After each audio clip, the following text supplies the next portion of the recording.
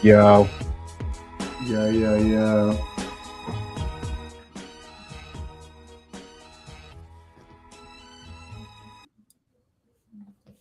Oops. Oh, man. What's going on? You're stuck. Oh shit! I thought that was a fucking loogie for a second because it froze. I was like, "What is he doing right off the bat?" It's stuck on my lip. Who's that? What Jerry? You watch a lot of Jerry Lewis movies, or any Jerry Lewis movies? Nutty Professor. That's Jerry Lewis, right? Oh yeah, it's Jerry OG Nutty Professor. Yeah. There's a funny bit in that movie. It's really like, oh man, it was like it cracked me up when I watched it. I guess this is like in the 90s. But like he goes to the gym as like his original self, and then someone pushes him on the mat. And then what follows is like 30 seconds of him just like bouncing like on a bed. Like that was a really good little bit. A lot of those bits run so long for like like Jerry Lewis. There's Cinder Fella. I was bringing that one up because he was lighting a cigarette for one of his brothers, and then he's all Yeah. You get stuck on the skin of your lip sometimes. Yeah. I always think of that whenever a cigarette or a joint gets stuck on my lip. Nice lady. I always feel like a farmer with like a fucking corn husk, not a husk, a corn straw. Wait, like a straw of wheat or something like that. But wheat straw. Sorry, I since I got home, I've just been like smoking weed and reading this book. So I'm pretty fried. Well, legally cannot be going. Nah. What book you reading? So I ordered it last September. Mm-hmm. I pre-ordered it last September, and it finally came in today. X-Men Elsewhere, the fan fiction by John Byrne, signed by him. Fan fiction by John Byrne? Yeah, from like he did the Dark Phoenix saga, Days of Futures Past, classic X-Men artist. Basically got bored during COVID, and someone on his forum basically kind of challenged him, and they were like, "Hey, you think you could? What would it? Like, do you think you could still possibly like draw and ink your own X-Men title?" And he was like, he kind of took it as a challenge and was like, "Yeah, I could do that." And he did one page, and he kept doing like a page a day, and eventually he just kind of turned it into a story, and it looks really good. Let me find this one page. Like, it looks like, I don't want to say a better version of his like late 70s, early 80s X-Men, but he's like look at this shit. He's doing with Colossus and Nightcrawler. Nice, dude. I like those panels. Just Colossus It's like very classic X-Men art. Demetallizing. I like that. The panels of him demetallizing and like across like three panels. It's sick. I know. It's like he's like 77 years old, something like that. So it's like, what's up, Brad? Hey, how's it going, guys? Hey. How you guys doing? How you guys doing? We're shooting air K-pop. quality wise. Is it affecting your guys' area? The Sunday. Well, the chemical one related to the one that burnt last week. Sunday was food place. Sunday was the worst we had it. I think Sunday morning we got a big whiff of chemical gas in the valley down my end that lasted for a couple of hours. But I mean, it's definitely obvious that the air quality is pretty shitty right now. I'm dealing with we had winds coming today this afternoon in the valley, so my whole body's out of whack. So I'm dealing with allergies and it knocks me out. Like I'm ready to pass out and go to sleep. But I've been working all day too, so I've been shooting K-pop stuff. Oh, K-pop stuff. Mm-hmm. Yep. It's about all I'll say. Man, you gotta listen to the music over and over again or something. No. Thank God. We're playing with a toy line now. It's kind of cool. I shouldn't be saying any of this. So tired. You're so secretive. Yeah, I know. But yeah, it's just been exhausting. Brent showing up. Hey man, whoa. You got a license for those, Brent? Huh? What? Hell, I don't know. Showing us your weapons. Oh. Showing up them guns, those pythons. What? Oh. Hey Loki, how's it going? Sorry, I just realized it was. I don't know. It's hot in Los Angeles. What's an apex snake? Yeah, it is hot today. Yeah. What's an apex predator snake in Australia? The apex. I guess a big one that you would be like, oh shit, it's a worthy snake. The Jugite snake is the most regular. The brown snake is considered. Still sound cool. It's your arm nicknames. I can't remember if the brown snake is more poisonous than the tiger snake. We have a tiger snake, Jugite, and brown snake. They're the most poisonous on land, and then we've got several forms of coral snakes, which are more poisonous than anything on land. So Yeah, they got tons of poisonous. All my stuff. Australian camp counselors basically told me, don't go anywhere in Australia. You can go anywhere. Just it's everything they told me, they're like, yeah, there's just predators here. Everything will kill you. Yeah, you're like, well, I hope no one. But they're all accidentally innocent drops and they off. look like marsupials. I'll bring a cat. They also definitely lied to me about drop bears a lot. That was a big thing they always tell me about was drop bears. You got fooled by the drop bear bit. He got fooled by the drop bears. I was like 10. Well, I always bring this up as vicious as like the poisonous animals are in Australia. Your guys' like ecosystem collapses from like the most mundane animals. Mm-hmm. Yep. And they bought like a rabbits. Bullfrog. They bought rabbits in. And frogs and frogs, cats. beetles, cats. Yeah. Man, there's the most recent. Yeah. Bart Simpson epidemic was the cats. No, there was a joke to that where they were joking about like the frog that he let go in the frog. Australia, but on their way back there was a koala on the helicopter. Yeah. But it's yeah, crazy. I mean, yeah. You guys got your poisonous animals, and New Zealand has their birds. Just all types of crazy isolated ecosystems. Kind of cool. Mm-hmm. Have you seen that thing going on about like Americans in Europe like attacking pickpocketers? Oh yeah, I've seen a couple videos. Oh really? I think I was thinking about like apex predators. I think that the kind of joke that Americans have when they see this is like, yeah, because when you're robbing an American, we have guns. Like, so if you're gonna rob us without a gun, we're gonna fight back. Like, at least give us something. Like, you're just gonna take our shit. Like, to an American, that's crazy. Like, you can't just like take our shit and walk away. Like, no, we're gonna grab you. You have no gun. That's crazy. Yeah. Americans, yeah, we when poor people steal from us, that's when we lose our shit. Mm-hmm. Well, I just think it's like the idea of like getting robbed and knowing they have no firearms. And it's like if they don't have a knife, it's like as an American, you're like, oh, game on. It's just a fight now. You're like, oh yeah, you're just trying to fight me. I know, huh? But in Europe, they don't have the same laws as like, you know, self-defense and stand your ground and all that. Like, right. if you attack your pickpocketer to get your shit back, you can get to pretty serious jail time. Yeah. Yeah, European jail. Never been. Australia. I would love like Norwegian jail. That would be pretty sick. Dude, like a year. That's better than like most people's like quality of life out here. I remember like there's this black metal dude that committed like horrible crime, and he's like an active Nazi and just a terrible person.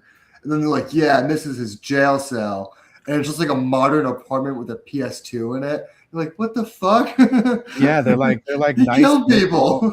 They're like they look like what's it? It's like just really nice dorms.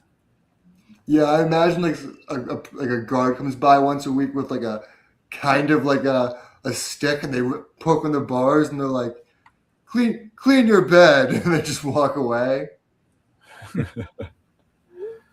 No, they walk in, ask if they're joining in the today's activities. You gonna do some stitching with us? Are you signed up for the embroidery class? What is that emoji, Blokey? Hey, Blokey, how you doing, man? Good to see you. Good to see you in chat, Blokey.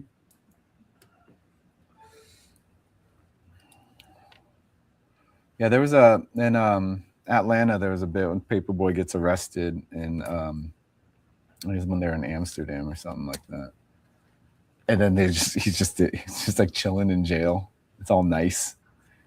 He gets bailed out, and then he's like, he doesn't want to leave yet. He's like, hold on, let me finish my food. Need some chocolates. There was another show that was like the opposite of that. That was like world's worst prisons. And I always thought they should do the reverse of that, like world's best prisons. Like if you're gonna smuggle drugs, do it in these countries because you'll have free AC and access to a lot of movies.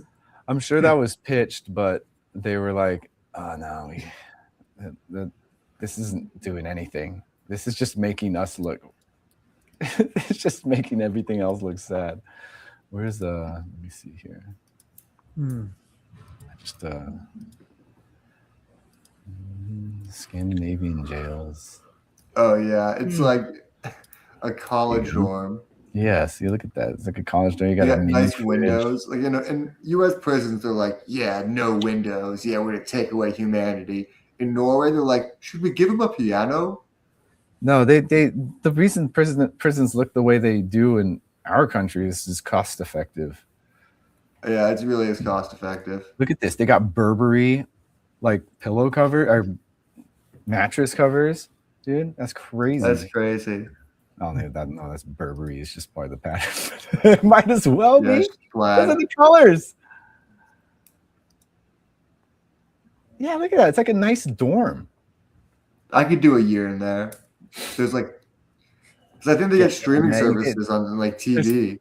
There's always like a laptop in these rooms. You got like entertainment.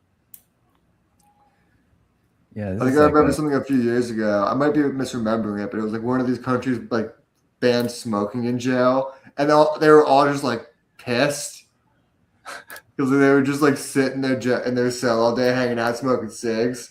And they're like, "Sorry, you can't smoke cigs anymore." And they're like, "That's why I'm fucking here, man. It's all I do all day." So what else am I gonna do now? Look at that little TV. Nordic prisons, dude. I know. I was seeing them with they showed that Norwegian black metal dude Varg Vikernes who like burned down churches and killed people, and he's just like sitting in a cell watching TV. I'm like, the fuck is this? Like, is he getting reformed? And it turned out he didn't. He got out of jail, still a Nazi piece of shit. So what you're saying is it doesn't work. Their system doesn't work. Is that what you're saying, Max? I don't know. I don't know if any of these systems work better or worse. I just think it didn't work for him. All this is saying to me is like, if this is the quality of life for prisoners, imagine the quality of life for citizens. Mm-hmm. That's what this says. You know, it's like if this is supposed to be a downgrade of your everyday life because it's prison. Look at this. This guy has a library. He's got photo albums.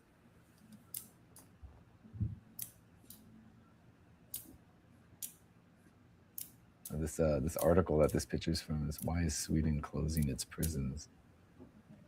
They're too expensive. That would be really funny. They're like, sorry, we've spent too much money on the prisoners.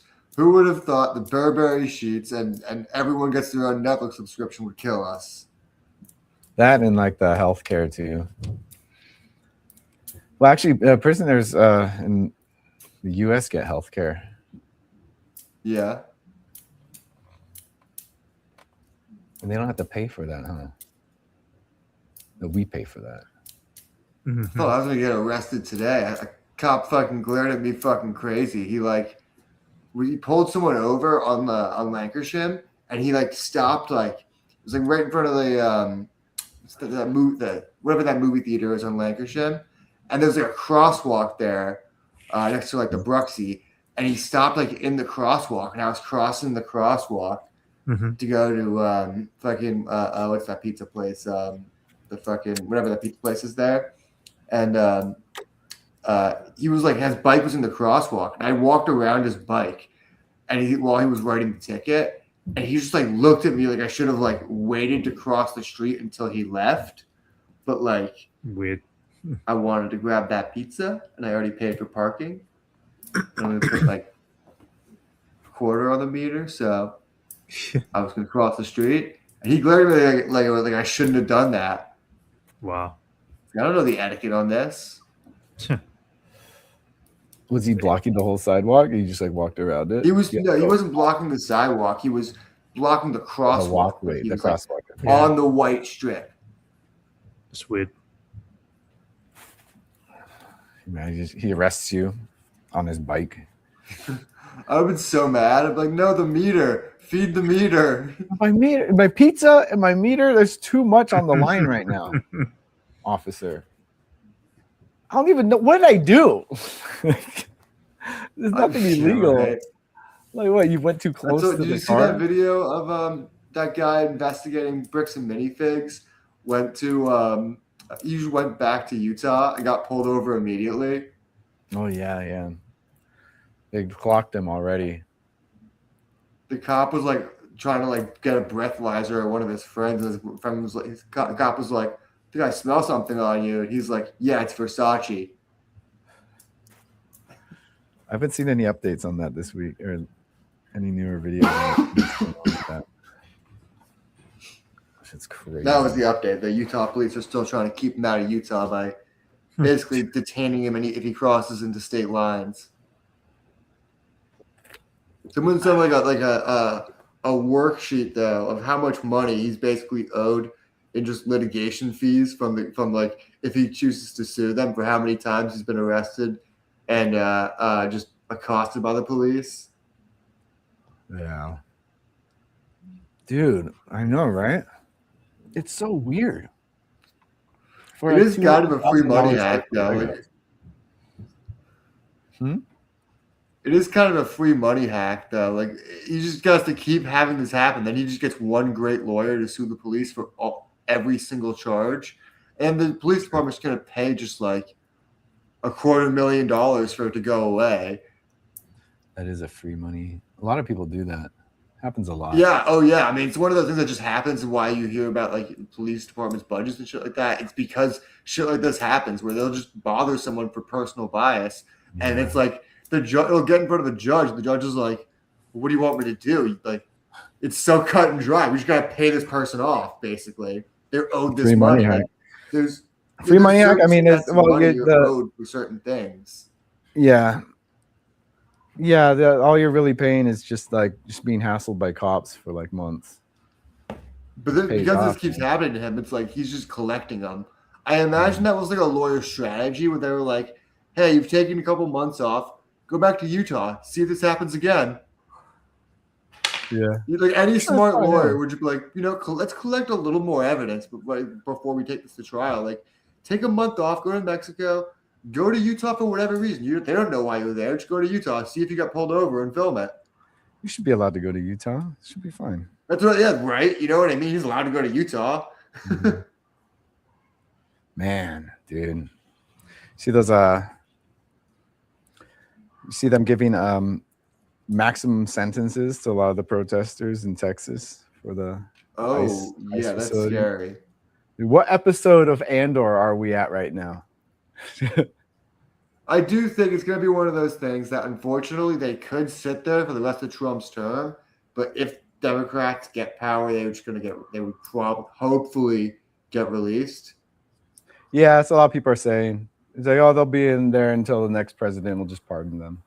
Yeah, I think even if the next president, God forbid, was JD Vance, I think he'd have enough sanity to just be like, yeah, I'm not holding political prisoners in America for unspeakable amounts of time. Take an act of God if he were to become president. Yeah, I think he's so unlikable. I think he's just so unlikable. I think the Republicans are gonna do what the Dems did to Biden and just flip it on him at the end and be like, no, you're not running. We never said you were running. I don't even think he's running. Like last I heard, he's not even considering running. Yeah, they say that, but they don't have any other candidate that they can prop behind. I know, right? Who would be? People wanted Don Jr. They want Marco Rubio. Marco Rubio. He's like Rubio, the guy that they're hoping. Do they really want Small Hands to run? Small Hands. Marco Small Hands Rubio. That's what Trump called him during the whole first Trump presidency. It's the only thing I remember about his relationship Gen 1 with Marco nickname? Rubio. Is he kept telling him he had small hands. I'm like, that's the best you got. Small. So everyone had that. I mean, everyone said that about Trump already. It's kind of. I know. It's like you also have small hands. I don't remember the small hands. Was that his first? That was his first term, huh?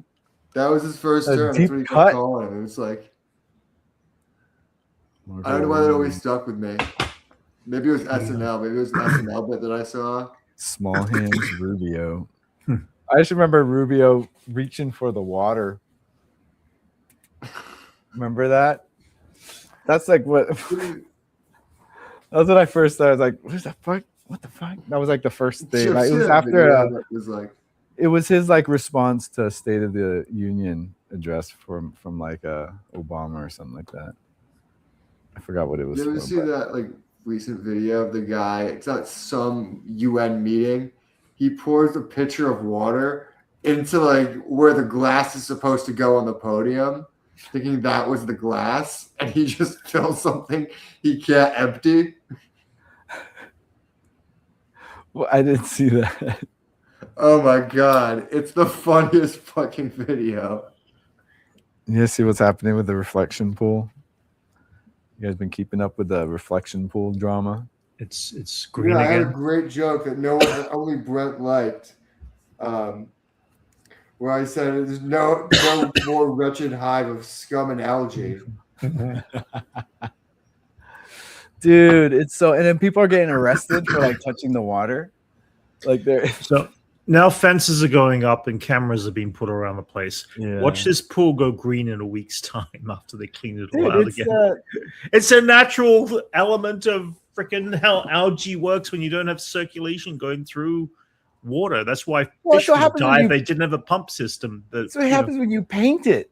Yeah. It's like yeah. They painted it blue, and then like the natural filtration system was the granite underneath, and the water would seep through slowly. Yeah. If he clogged that all up, turned it dark blue, made it warm, just basically turned it into a swamp, and then algae just naturally happened because that's the perfect. Well, he needed a reason to drain the swamp, didn't he? And now he's saying he's making a swamp. Yeah, that's what he's making. Yeah.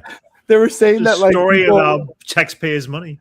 They were saying that people were like putting the algae there, some vandals, and then they like dump a bunch of hydrogen peroxide in there to kill the algae, and also that stuff that just ends up peeling up the paint. Yeah, that eats the paint. And now he's saying that people are going in there with knives and cutting it. Such a moron! It's so crazy, dude. I mean, he knows. And then we see footage of them driving on it after they painted it. I would love now people are getting arrested for touching the water.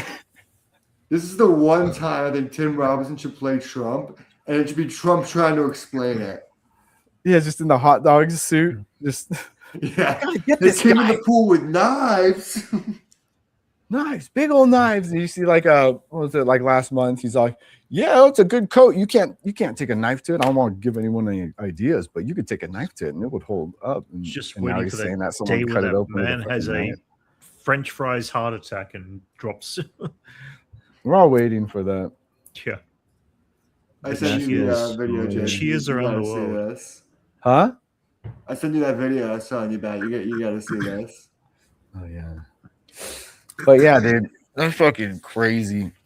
It's so funny just watching all that unfold, man. Have you seen the guy that they hired to do the job? He looks like cartoonishly evil. Holy shit, dude! Oh, the big big dude who like only seemed to find with a large cigar hanging out of his mouth. Crazy! It's like it's like a cartoon character. Yeah. I mean, Looney Tunes is running the country right now. So. I know. It's like these comical bad guys. It's like bad guys damage like, for generations like to come. It's guys. So bad right now. It's like it's going to take generations to freaking fix problems that have been created by this moron and everybody else in charge. Right. They all need to be arrested once he's down and gone. All of them. War crimes across humanity. I mean, they all are part of it. I do kind of wish I could take a time machine 250 years in the future, and if America's still standing, see what we think about like this time period 250 years in the future. Oh, it would be considered the biggest joke of the nation. That's what I want to see. Yeah. You have to turn the sound on. So is that a cup holder? Like, Yeah. Sound, yeah. He takes the bottle out of the cup holder. El punto de partida no es. is he supposed to be drinking from the bottle? Bueno, pues, me parecía. He goes to grab the cup and he realizes. Ahora tengo un problema. That's very funny. Mucho cuidado. Minister of Digital Transformation. Está bien. That's pretty funny. He laughed about it. Well, that's the kind of like dad lore your kids would be telling you about for years. What, that cup thing? That guy? He's gonna be. Yeah, your kids. Every kid would be like, the one time my dad was on TV, he didn't know how to use that. You forgot how to use a cup.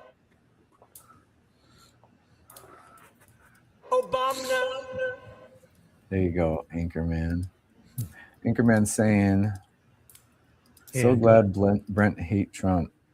Yeah, I've always hated that man before he even was president the first time. Yeah, Piece of shit human being. Yeah. But it's like, yeah, it's crazy. It's like he would never pop up. Like, I'd never thought about Trump, but like I knew of him, Mm-hmm. And it's just like, ugh, yeah, that guy sucks. Mm-hmm.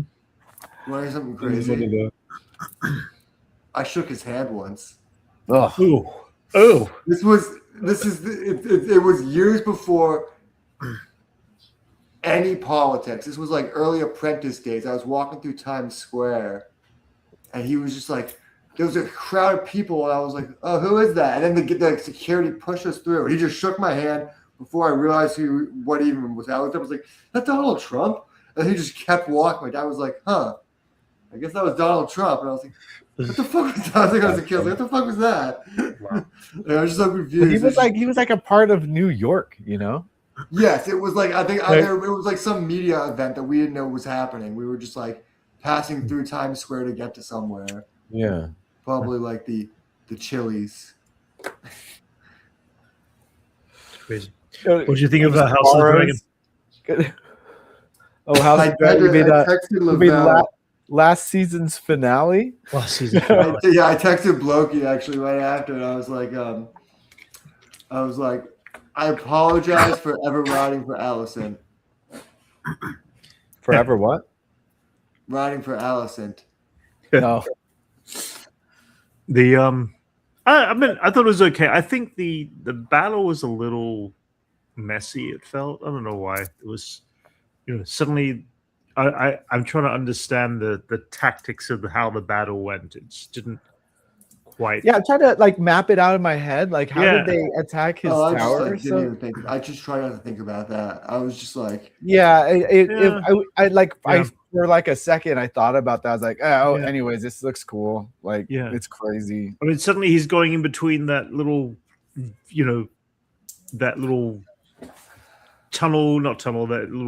passageway. And they probably have a 3D model of it, so there probably is logic to it. It was a bit weird. It was a bit weird for me. Well, he knows his place. He knows his areas. Like, yeah, that could have had an advantage. Man, we've watched 2 Lannisters get killed in this episode. Yeah, that was the last kid, right? Huh? That was her last kid, right? Oh, I'm talking about like the Lannister twins, but yeah. I'm talking about the what's her name's son, yeah. Like the Starks, the Starks showed up. Oh yeah, through that head. I was like one of the twins. What was that line that what's his name had? Like, let's go kill not let's go kill a dragon. What did he say? What? Who? When those dudes joined the battle. I can't remember. I forgot what he said, but he said they die for the queen. But it's die for the queen. It's that one dude. He's in a lot of things. Cicero in Gladiator. He's also a Ravager. Cage. What's his name? God, what is that guy's name? They He's in a lot of built movies. up the female captain, really built her up, and I thought, oh, she's going to be an interesting character. And then she's dead. Sorry, guys, spoilers, but she's dead by the end of the episode. I was like, oh, come on. Well, that's why I built her up. I feel like that's the new strategy: is to make every death hit as hard as possible instead of being as shocking as possible. She actually seemed like a really interesting character. I like to follow for a few episodes. And we got everything we needed from her. Yeah, she's ruthless. Like everything that needed to be said about that character was said, and she was worthy. You know, it's funny. I saw how long the episode was, and I immediately texted you guys. I was like, "Holy shit!" Because I was like so tired from hanging out with my parents, and I was like, "Holy shit! It's an hour and 20 minutes. This is not a casual watch right now." It's like a small movie, but yeah, she had it was cool watching her on the battlefield and just being like a pirate. Pretty sick. Like their way of like just breaching ships and stuff. Yeah. Pretty good. It was like the most cinematic the show's been. It was all the action that we were waiting for last season that didn't happen. Well, yeah. Like that. I think that was what I was most disappointed about last season. Like nothing was happening, and they just have it all happen this episode. I was gonna say, now get used to it because nothing's gonna happen for the entire season until the end of the after season. This was done, I was like, all right. They just spent their wad of money right now at the beginning, so you'll get maybe something. Yeah, just blew the load. Mm-hmm. Yeah, blew the load. Start off big, but it's like, all right, what's gonna happen next? Shit, I don't see any other fighting. There's not gonna be crazy shit happening. Yeah, but yeah, I think I had more passion for freaking Night of the Seven Kingdoms. Night of the Seven Kingdoms. Yeah. Well, it was like it's so different from this. It's so like contained. It's such a contained, centralized story. Yeah. Whereas this one, we're jumping back and forth to tons of characters. Like, oh yeah, I remember this character. I forgot about this one. Well, that's it. It's been so long. I've forgotten about some of the characters. I'm like, they're the big, massive introduction. Like the first 4 minutes was pure, full on just previous episodes kind of stuff, just to get you caught up and reminded again. It's like, okay, I forgot about all that. But at the same time, it's like, yeah, it was okay. I think I've lost a little bit of passion and interest because the first season was so good on that show. It was so well written, so well performed, and second season was such a downer. So it's like, I don't know. Yeah, no, I agree. I was pretty bummed out last season. Yeah. Has anyone had the chance to go see Toy Story yet? I need to see it. No, I just got my tickets for Supergirl though. Okay, yeah, I haven't got my tickets for Supergirl yet. That starts this week. I watched Hoppers this weekend. Okay. The new Pixar movie. I liked it. I enjoyed it. There was really funny moments actually. That's on streaming now, right? Yeah. I think that's what we were on. We went out to Summerlin again for the weekend. We stayed at the Airbnb we did last time. Cool. It's nice. It's become our vacation town. That's nice. We go to. We're almost done exploring the whole town. That's cool. It's so small. Is that what you did for Father's Day? Yeah, we went there for Mother's Day, and then on our way back from Mother's Day weekend, we were Liz saw that it was available for Father's Day, so she booked it again. Cool. It's an equal trade. Yeah, cool. It's nice. We could walk to the beach. It's it's one of those little coastal towns that you pass by in What's it called again? While you're driving, it's called Summerland. It's right near it's between Ventura and Montecito. Okay. That episode of Hacks where they go to Montecito, that comedian. It's where where Oprah lives and celebrities just live in the Montecito. It's the big town next to it. We went to lunch. We saw Conan O'Brien. You saw Conan? We went to go get pizza at this place in Montecito. Yeah. And then we just went to go get some groceries at the pavilions over there. And while we were just hanging out front, I see Conan O'Brien walk by. It looked like he just rode his motorcycle there and was just walking around. Holding his helmet. Had his leather jacket. It's crazy. I was like, oh shit, you just let him go by. Yeah, I didn't. I was just like, oh shit, look, it's Conan O'Brien. And he just like walked by. He just like walked around. Cool. You're go actually allowed closer. to tackle him. It's in his contract. You're allowed to use like football tackle. I don't go up to Celebrities, man. No, I mean you're allowed to hit him. No, It's in his contract. yeah. Only celebrity I went up to once was like Ken Marino at a Starbucks in Pasadena. Uh-huh. Because it was just me and him, Yeah. and I was like, "Oh, Ken Marino, huge fan. I watched The State." Like, Yeah. all of I mean, that. the only person I think I've seen in the wild is oh god, J.J. Abrams' best friend, Greg Grunberg. Oh, Greg Grunberg. And I had a the only person you see in the wild after living in LA for like no. See, he's the only one I've walked up to and talked to in the wild, kind of thing. Oh. Interrupted. Yeah, he had I've his never kid. actually like stopped anyone and talked to them. Yeah, he had his kid with him, but I was looking at him. Just my brain was like, wait a minute, because Heroes season 1 had just aired, and I really got into Heroes at the time. peak And, Greg Grunberg era. Yeah, and then I'm looking, and it's like that looks like, and then he looks back at me, seeing him, looking at him, thinking, should I know this person, kind of thing. So I just went up and just said, I really enjoy your work, and that was about it. Just didn't want to bother him after that. But he's we were seeing a movie, actually, all of us. Mm-hmm. The voice actor for PS4 and PS5 Spider-Man held the door open for us, and I said nothing. And he was wearing a Spider-Man shirt. And in my head, I was like, "It's a very Yuri." It's crazy to know what he looks like. That's funny. No, I see him on like the Comic-Con websites. Right. He's got That's what's great. Like haircut. most people, it's like voice actors, they could just live like normal people most of the time. I know, but he held the door open for all of us. We walked by. He was wearing a Spider-Man shirt, like a black shirt with like the white. It's logo the Spider-Man shirt that gave him away. No, I didn't say anything, man. But I was like, it's a very Peter Parker thing to do. So hold the door open for not your friends, but the crowd after your friends. That's cool. Funny. My therapist looks like Greg Grunberg. Oh, really? Like one of the things that he lost to his hair recently. He had Oh, now he really looks like him. Yeah. Oh no! Like he lost all of his hair. He had some sort of disease go through his body about 1.5 years ago, and now he's bald, no eyebrows, nothing. Yeah, he lost literally all of his hair. Whoa! I can't remember the name of what it was that hit him, but something hit him that made him lose all of his hair throughout his body. So probably alopecia.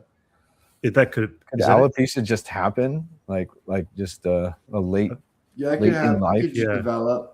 That's what I think it was, actually. Yeah. I'd never heard of it before, but that's crazy.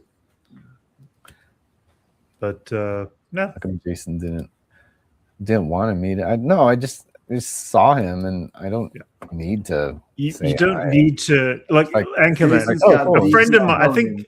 Anchorman, I think I mentioned at one point, a friend of mine about 6 months ago. Oh, it was Levi. He knows who from All New Notes. He was with his girlfriend, and they were in a antique store, and your girlfriend was there. Levi told him already. Yeah. Oh, we talked about this story already. Yeah, I know. Yeah. I saw Bill Nye, the science guy, at Austin Airport when I went there for softball. Actually, I did meet Paul Scheer at Comic-Con last year. I bumped into him. He was like right in front of me. That's right. Oh, Paul Scheer. Bumping into some celebrity at Comic-Con, though, and is not necessarily a huge thing. But we were just both in the Marvel thing. Yeah, but that's a cool celebrity because he's not going to be bombarded by people, It's he's more niche. He's more niche comedy. Mm-hmm. Oh, there's one time me and Anthony were driving around Hollywood because we were going to lunch and we worked at BuzzFeed, and then I stopped at a stop sign, and David Cross walked by. Crossed us. He crossed in front of you. David crossed us. I feel like I wouldn't have been able to not make that joke. I would have rolled down the window and screamed it. Hold on, I'm thinking of trying to think of who David Cross. Actor, comedian. David Cross. Comedian, actor. Okay. Mr. Show. He's in Men in Black. Arrested Development. Okay. Did you watch Arrested Development? No. Okay, so you didn't watch Arrested Development. Really? Even with like voice, like, narrated by Ron Howard. Ron Howard's Arrested Development. Henry Winkler. No. He's in Men in Black. He's the guy who the roach kills because he's like spraying flies and keeps killing bugs in front of him. You know how long it's been since I've seen Men in Black? It's been a long time. You don't watch it like once a year like I do? No, I don't. Surprisingly, no. I'm actually in the middle of rewatching Babylon 5 right now for the last month or so. You watched Babylon 5 more recently? Yes. Twice, because you watched it recently before, like a couple years ago. I was needing a fix of Babylon 5. There is some really good. It's still one of my top 3 shows of all time. So. Yeah. So I just felt about Band of Brothers. It just was like, a couple weeks ago, I was like, I gotta watch Band of Brothers. Sequest.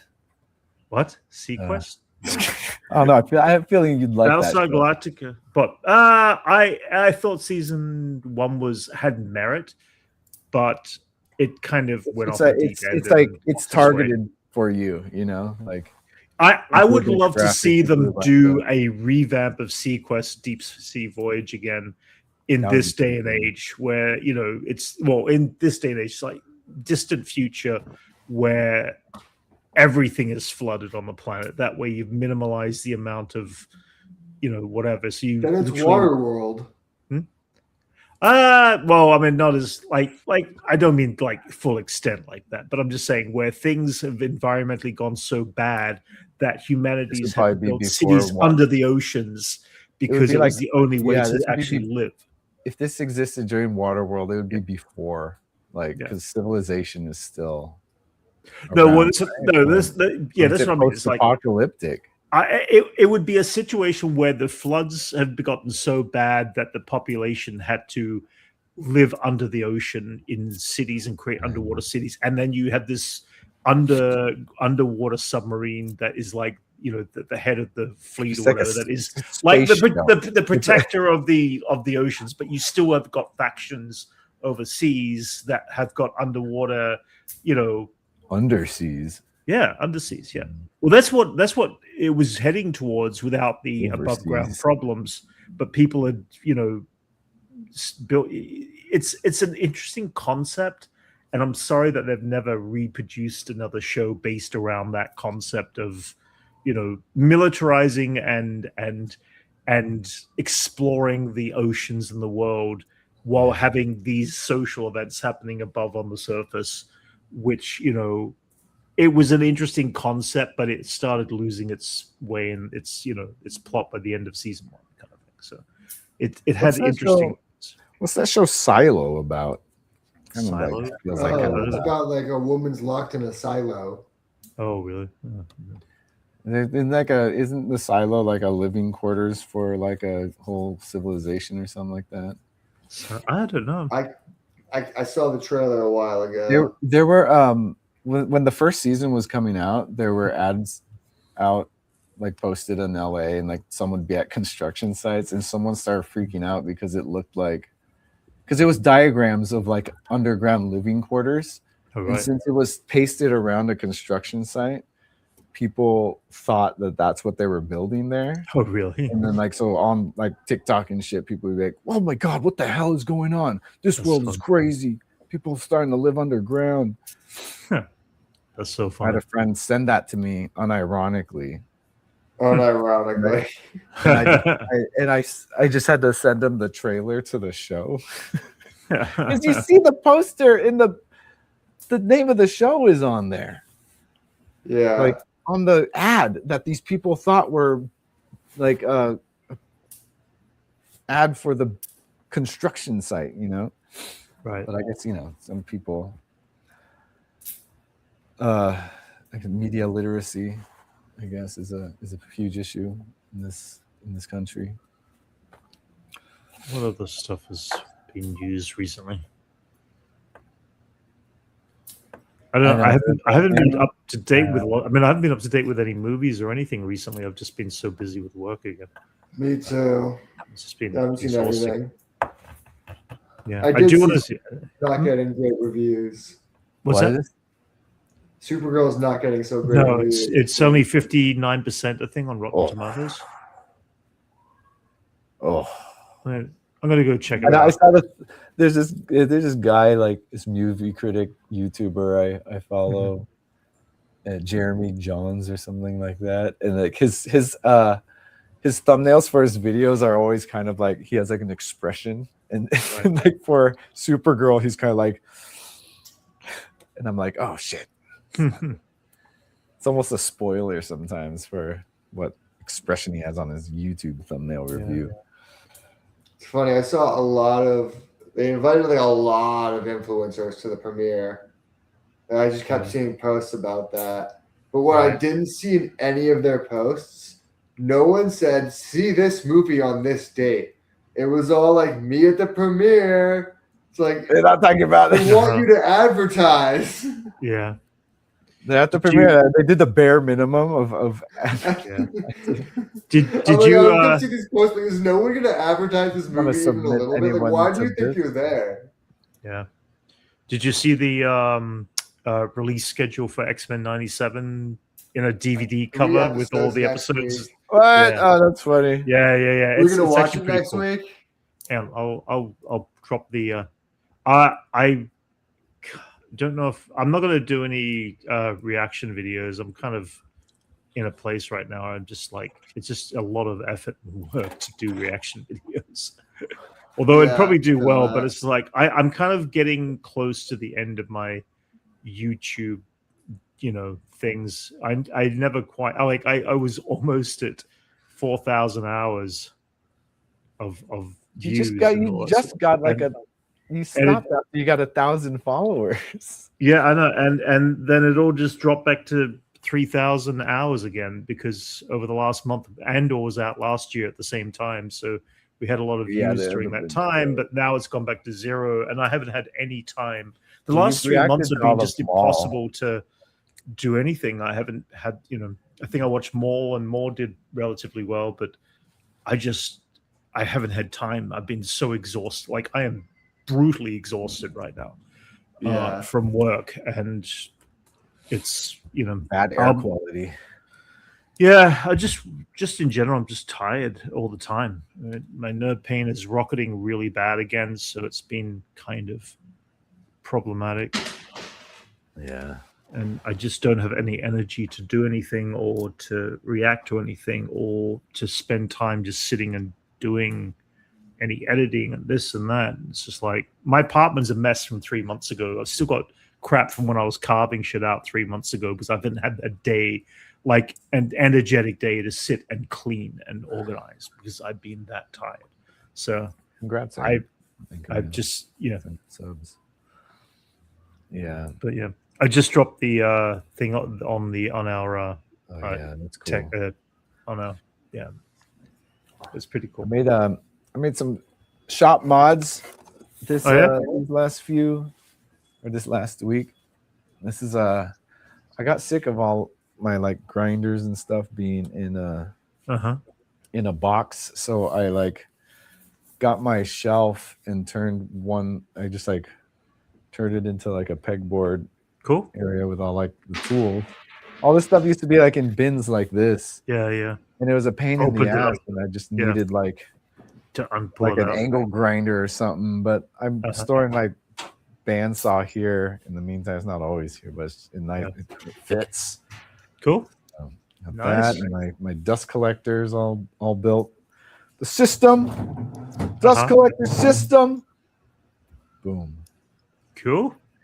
1.5 horsepower, a Cyclone. Add a 1/4 horsepower with that thing, dude.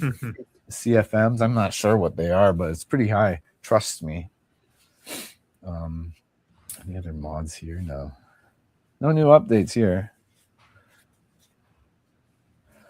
Cool. But yeah, that's something pretty. It's a nice little thing. So now all my tools are out. Nice. Planer fits in there too. Everything's all nice and organized right now. Shop's looking good right now. Cool. But had a chance to make a lot. Yeah, that's what made me do this, because like as I started like making more stuff, I just realized, you know, I got to understand the workflow in the shop to really find out where things need to be. So like every time I do a project, I like reassess certain things like, oh, you know what? This was a pain in the ass to get to when I needed it. So yeah, it's just constant. It's all in flux, just constantly evolving every time. Like I'll do like a new thing with something and I'll just be like, oh shit, I haven't done this yet. And so realizing that stuff for that type of work, I need more accessibility to those tools as well. Cool. So yeah, it's just it's fun back and forth stuff happening right now. But yeah, right now I'm just refurbishing our old coffee table with some water damage. And knocking down the finish and then refinishing it. But yeah. Was that Max? You sure it's not coffee damage? No. It was in our garage at our last house, and that garage it had so many leaks. It was pretty much just a waterfall. Like a couple years ago when those like huge rainstorms came to LA, it just like soaked everything. I lost so much shit because all my shit was stored in there. But then that coffee table was like right underneath. So it was just a bunch of water damage and some like mold on the wood. So I had to like clean all that off with like this vinegar mixture, kill all the mold, and then kind of sand it out. And yeah, that's like a veneer. I don't know how thin that is, but I don't know how much I can knock it down before like we're gonna find out. We're gonna find out. But like I could see because it's like, you know, right here, but it's like, I don't know, man. It's such a thin veneer. I might just need to apply a brand new one on. Yeah, there's like, you know, those wood, you just get those wood panel veneer things. Yeah, just get like a roll. I don't even know. Stuff's shitty. That stuff is shitty to put on there. But you just need it to look. It's for a table. You just kind of need it to like look right. Well, I got like it's the same way as like putting on the, you know, how I did all this laminate.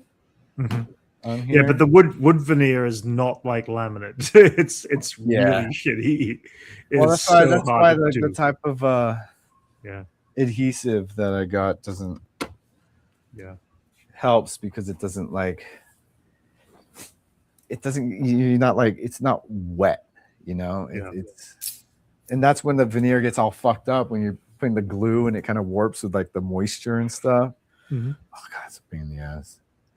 But you do like a adhesive you just roll on with like on both sides. It's pretty good. But yeah, it's on a round piece, so it's gonna be tricky. But you know, that's a thing that needs to happen, and you gotta do it. Yep. It's different from film because it's got to be real. You know? It's got to be yours. You got to live with it. Like I went from like renovating houses and like doing like, you know, making real things to like working in a film. And then like on film, it's just like, oh yeah, it just needs to be up enough for the shot. Yeah, it just need to look good on camera. You know, and so like realizing that, oh yeah, it's just to a certain point, and like anything else is just a point of diminishing return. You know, like it looks good to a certain point, and that's as good as it's gonna look on camera. And then like you go to like have a gig, I'll make like a piece of furniture for someone, and it's like, oh yeah, you can't cut any corners. Like, all points of connection need to be like long lasting. It's got to be archival, stuff like that. Wood to wood. Got a biscuit cutter, biscuit jointer. Got that in the. I don't even know what that does. It's it makes a little. It cuts a little slot, kind of like probably 1/8 of an inch thick, and you can control the depth. But it's like a blade, and so like the biscuits that you put in. Go grab one.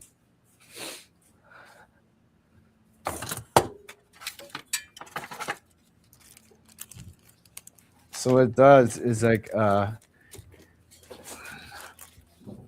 it has this blade and it has like a controlled height and depth that you could really dial in.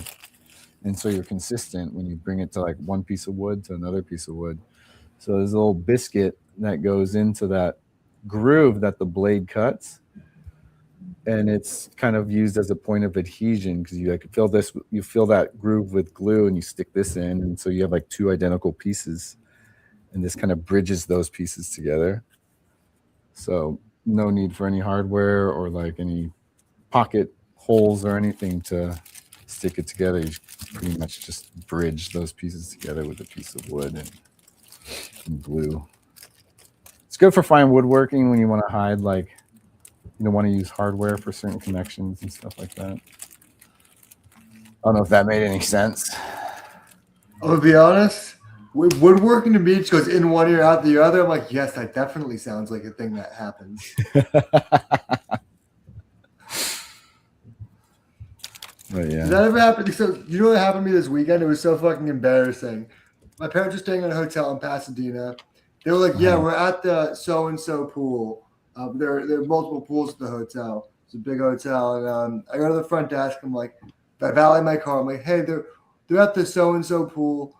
Can you direct me there?" He gives me directions. And then right after he goes, "Oh, I love your shirt. I love that album." So talking about that album, all the directions lost my brain as soon as he said that. So I'm like, I'll find it. So I walk, don't find it all. I have to go back to this guy. Like, hey, what were the directions? This guy gives me a map and draws it. I have to go back a third time. I went in a circle somehow. I ended up back at the desk and me and him lock eyes. And I'm like, yeah, I don't know how I ended up back here. How do I get to the pool? Oh, man. Dude, that's so funny. Dude, it's so funny watching you turn into like a Mark Maron type. Like you got the glasses. I didn't even get to what happened this weekend. Holy shit. So for Father's Day, I've been texting my brother about this for weeks, my twin brother. I'm like, we're gonna pay for we're gonna take my dad out for brunch. We're gonna pay for brunch. My brother's never been good about that. He's always like, let mom and dad pay. He always stops me. So I was like, we're gonna pay for brunch. He's like, okay. We go to brunch. We go to this nice place in Pasadena. It's like a brunch place and cheesery or fromagerie, whatever they are. We get like a few cheese boards. We get too much fucking food. My dad doesn't know we're paying. He thinks he's paying. So he gets like hundreds of dollars worth of food. So then my dad leaves to go to the bathroom. I lock eyes with my brother. I'm like, oh, we'll put it on my card and you'll Venmo me. He says fucking nothing. I'm like, you could just Venmo me, right? And he's like, I don't know. My mom's sitting there and she's like, you have Venmo, right? And he's like, he's not saying fucking shit. Does he want to pay for it? Then my dad is getting back. Well, I'm like, you're gonna Venmo me, right? Because I'm putting my card down.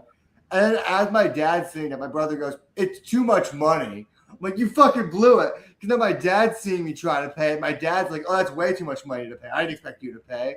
Wow. Like, you fucking blew it.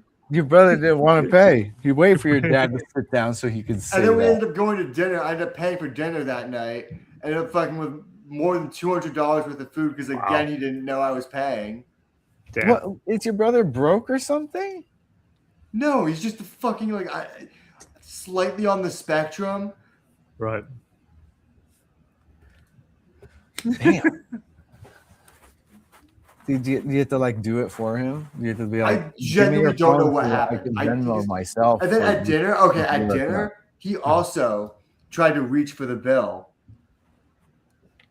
Your brother? At the same time as me. Like he was, because at brunch, he was like, oh, I'll get the next one. I'm like, the next one? This is hundreds of dollars of cheese and omelets and How's the next one gonna be? That's what I was thinking. I'm like, the next one's me and him were arguing about, and I was like, you don't have you can Venmo me. And then at dinner after that whole kerfuffle, he tried to pay. Oh no, man. You see what I'm dealing with? Like, I feel like somewhere between Larry David and Mark Maron. Like, talking to my mom afterwards, like, the fuck was that? I'm like driving her home, like, we all saw that shit, right? Like, I'm not fucking crazy. I'm like showing my dad the receipts of like, no, I'm not fucking crazy. Me and him texted about this weeks ago. Oh, maybe when it comes to like Venmo, it just with your brother, it just goes out one ear. My dad brought it up later, like not like that specifically, but he's like, "Hey Zach, you know your Venmo's public." My dad, I guess, checked to see if he had Venmo, and all of his Venmos are public. You guys just like roasted him all night about that? No, we didn't say shit to him. That's what was so confused. I should have been like, "What the fuck was that?" I said it to my mom instead because I didn't want to like fight with my brother in front of my parents. But when my brother left, it was just me and my dad was like, went to the bathroom. Me and my mom was like, "Am I crazy? What the fuck was that? Am I taking crazy pills?" Like, was that insane? What'd your mom say? My mom was on my side. She's like, "No, that was absolutely insane. I don't know what the fuck that was." So funny.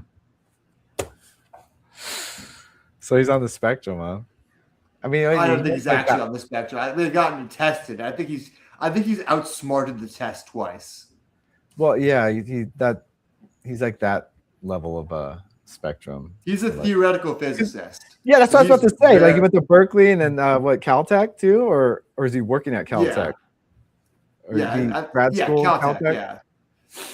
No, he's working at Caltech. He's a theoretical physicist at Caltech right now. Oh wow. He's like he's like the kids in Big Bang Theory. Yes, he literally he's like has one of those dudes. Is he making real money? I mean, obviously, they literally work at Caltech, right? Like, yeah, he works at Caltech. He's Sheldon. Well, like Sheldon and all them. They're all like weird geniuses. Yeah, but Sheldon was a theoretical physicist. Holy shit, your brother's Sheldon. And he hates that show so much. Well, yeah, it's not a good show. Yeah. I hate that and loathe that fucking show, dude. And it's like, well, the dealing with my brother is a lot like dealing with Sheldon.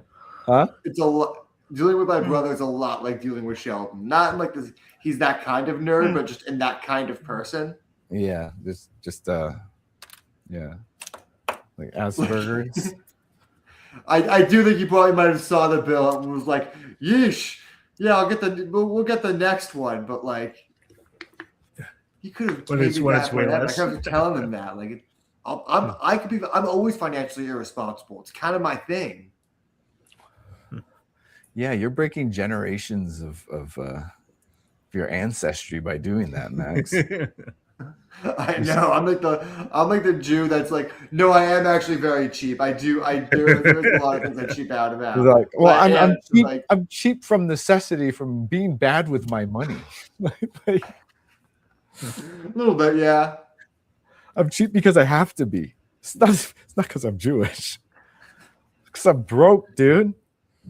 I went to Rag and Bones. I didn't know how expensive their shit was. I was like shopping with my mom. We just had some time to kill before dinner. I was like, let's look at some clothes. I went to Rag and Bones not knowing what their prices were. It's a jacket. It's like a basic black jacket. And I was like, this is fine. I do kind of need like a new light jacket. The price tag was like $450. Whoa. It's like, I don't like this $450. I'm never gonna pay that kind of money for. I know. Any clothing. That's the thing. You get when you get like something like basic, like the expensive stuff. Yeah, it's like always really minimal. Yeah, it's like very appealing. You know, they call it stealth wealth. Mm-hmm. It's kind of like being like wealthy isn't necessarily like flaunting logos and shit. Yeah. It's kind of low key. No, I'm from Connecticut. Trend. I know the richest people are not people not wearing logos. Yeah. You could thank Secession for putting it mainstream. The normies. Yeah. But the really wealthy people look very minimal. It's not flashy anymore. There might be like a small Ralph Lauren or something, Ralph Lauren or some bullshit like that. But like, if also anything, like people who are any like, logo, it's gonna be what's that one outdoor wear? Arc'teryx, the one with like the Oh, Arc'teryx. dinosaur- Oh, my dad loves Arc'teryx. It's like the Connecticut go-to Arc'teryx. brand. It's like perfect for that weather. That shit's expensive, dude. Actually, my dad's getting into Viore now. That's his new shit. My dad likes Viore. Yeah, that Arc'teryx. That's what I see. That's like the tech bro shit. You go to like Yeah. Palo Alto or like the Silicon Valley, just Arc'teryx. Yeah. Dude. And then like there's tech bro, like Los Angeles tech industry is huge too. Yeah. Like half of like the dads I hang out with are all tech people. Actually, one of But our when you hang out in friends is Connecticut, especially in like scientist. nice areas, you don't see anyone wearing stuff with like Gucci logos or like you might see you see the bags. The bags You'll where see, like, women you'll see like a boomer mom, maybe.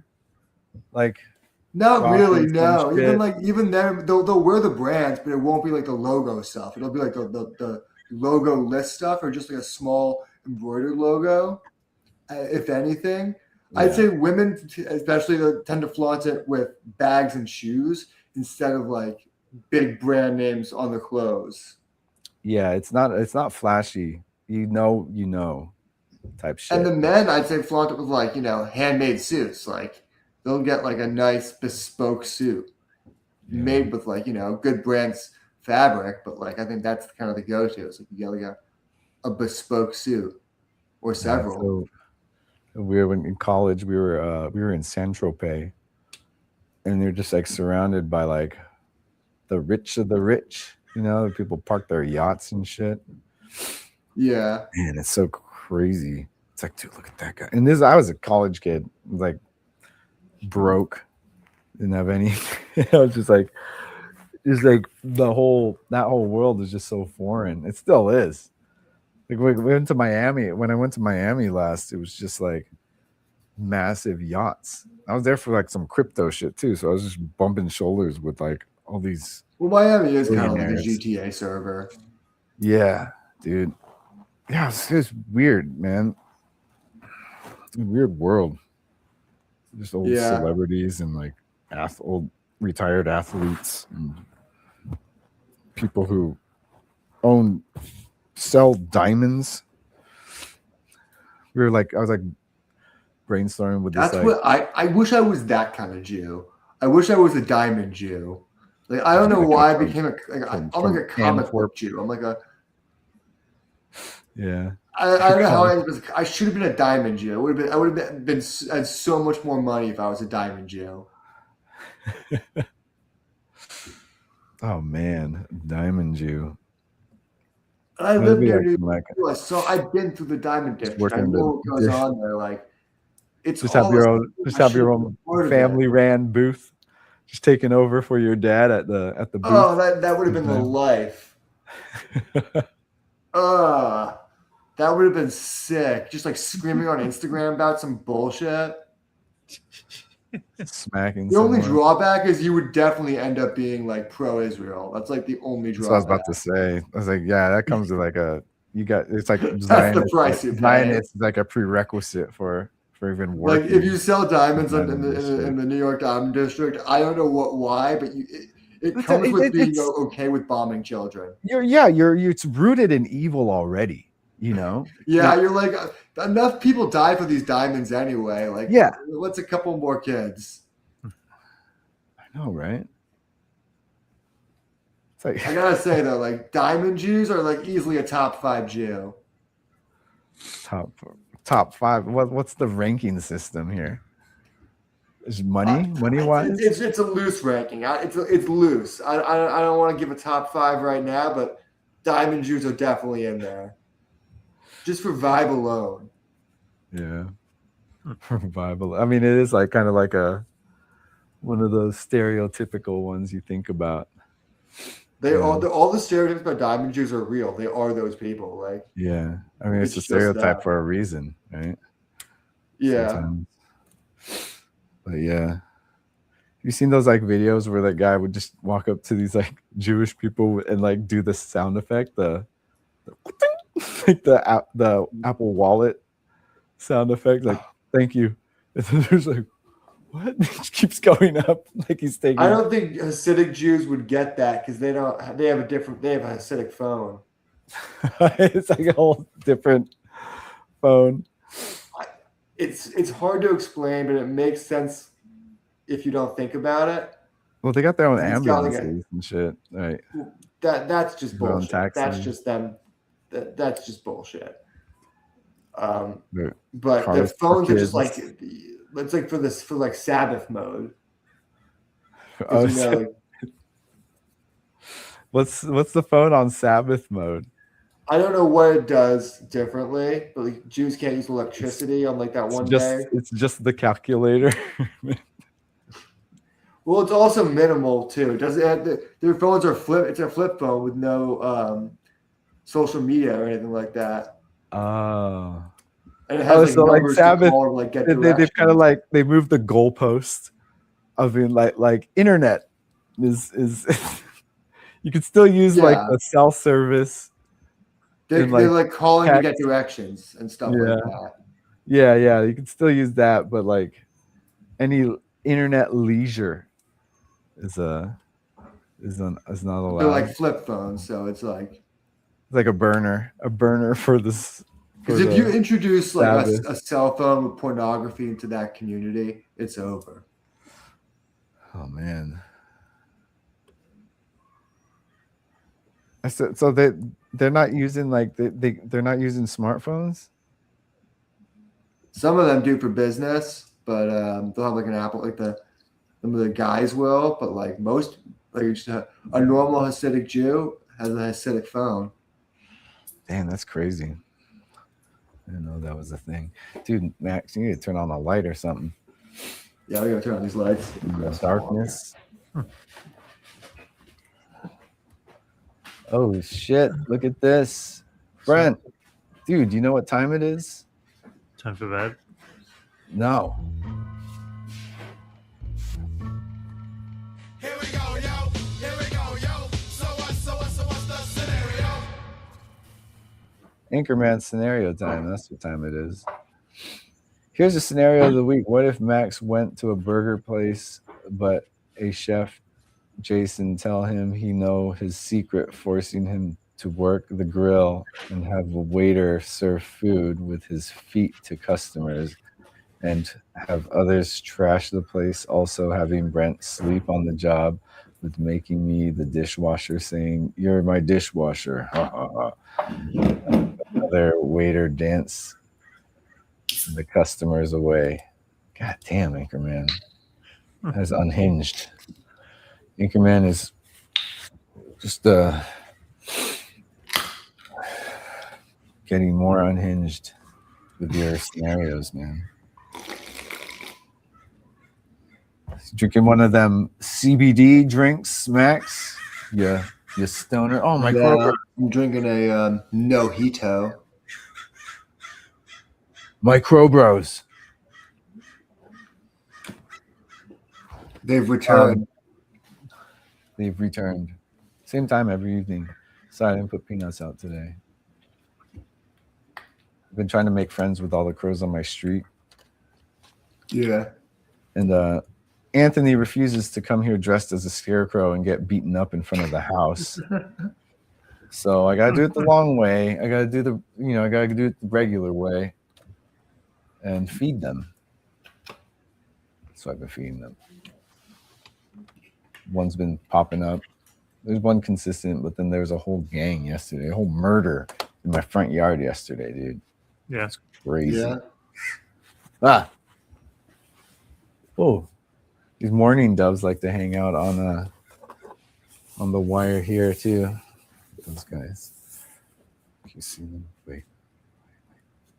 The mourning doves. I had a crow scare the shit out of me the other day. Oh yeah. I was just walking through like the grocery store to Superior Groceries right next to my house. It's like a 1.5 block walk.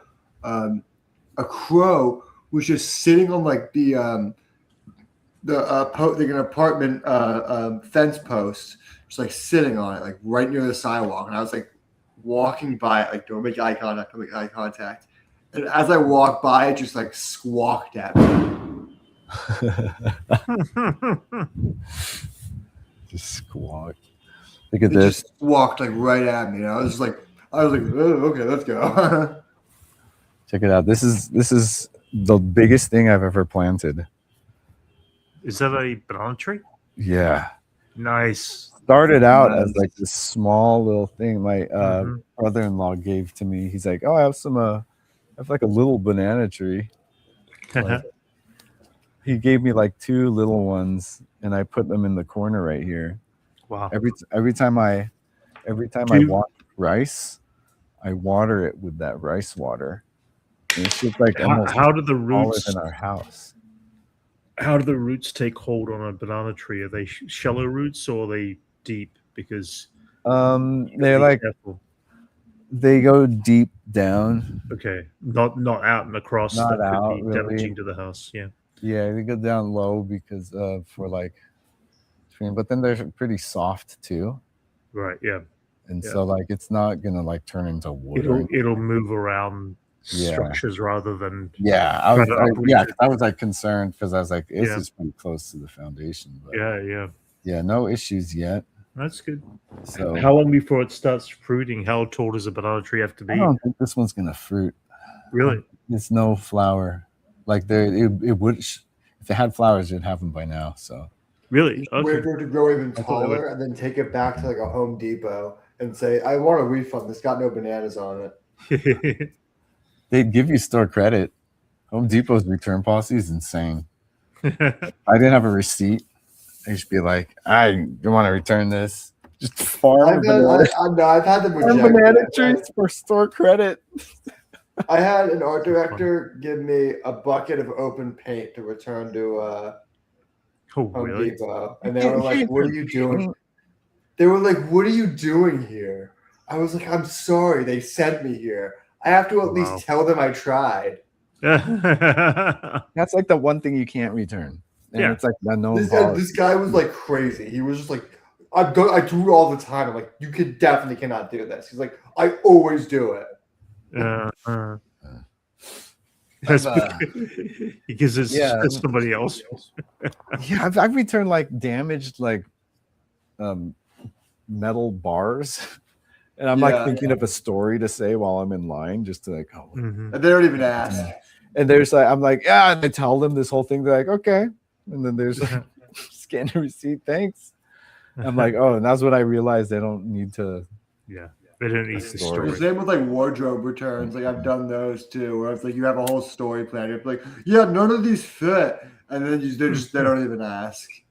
Yeah, they're just there to do their job. You're not supposed. They don't need to be convinced. So much things just get returned. Man, it's what's nice about this new IKEA that opened up in Culver City. Mhm. They got a nice as-is pile, I dude. didn't- Pretty sweet. Oh yeah, there's a new IKEA I in didn't know Culver City. It's a small ass IKEA, but it's in the You furniture. said no meatballs, district. right? that. I No meatballs, but there's like a frozen section, so you can buy them, I guess. But there I is hate- like, hate No. going to IKEA.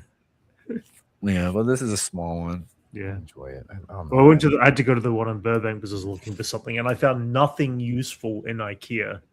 It's like, and I was talking to Elijah about it. And it was just like he was saying, yeah, their product has changed from what you used to be able to get about a couple of years ago. So there, a lot of stuff is just like, ugh. And it's really expensive, surprisingly. Yeah, it's like I Kind shopped of at IKEA to get a new bookcase, and they raised their prices. Wow, Yeah. I could not get that out, and Yeah. it was like surprising. Same with Yeah. like Target recently. Target's like Yeah. really taking advantage of being like we're better Everything's- than Walmart and other Yeah. stores like us. Everything's expensive. Mm-hmm. Yeah. Oh, Walmart's You know still what's pretty expensive? cheap. I bought 4 pairs of jeans. More. It was like $450. Nearly Wow. 5. Yeah, Damn, just 4 pairs of jeans. Banana Republic. that's crazy. Like not like the nicest store, but not like Yeah. the crappiest stores. Like I'm thinking, Banana Republic's like medium of the line. Well, you can thank the I one know- dumbass who won't take the tariffs off everything. Yeah. That's a start. Yeah. Yeah, everything's expensive right now. Mhm. Dang, you shop at Banana Republic, Max. That's pretty high end. Like, you're kind of fancy, dude. It's not that high end. It's like medium end. It's like Max. I'm realizing Max is kind of a fancy dude. I'm a little like nice bougie, but things. like Yeah, you're pretty bougie. From Connecticut. I was looking at watches. Upbringing. Like I was looking at watches recently, and I was like realizing, like, oh, I'm still broke. yeah, but Banana Republic jeans. I mean, yeah. It's nice, Max. You like your expensive Nice, but dinners it's not and Gucci. It's not like I'm buying. Like, yeah, of course not. well, that's what I mean. Like, on the scale of Far like from high end Gucci. clothing, it's pretty medium end. It's mid range, yeah, but Yeah, like it's mid-range. more. But like, I wouldn't expect it from you for some reason. Like, Well, I mean, Zumiez also has like their jeans are also like $80. you're wearing Vans with your Banana Republic jeans. I didn't know.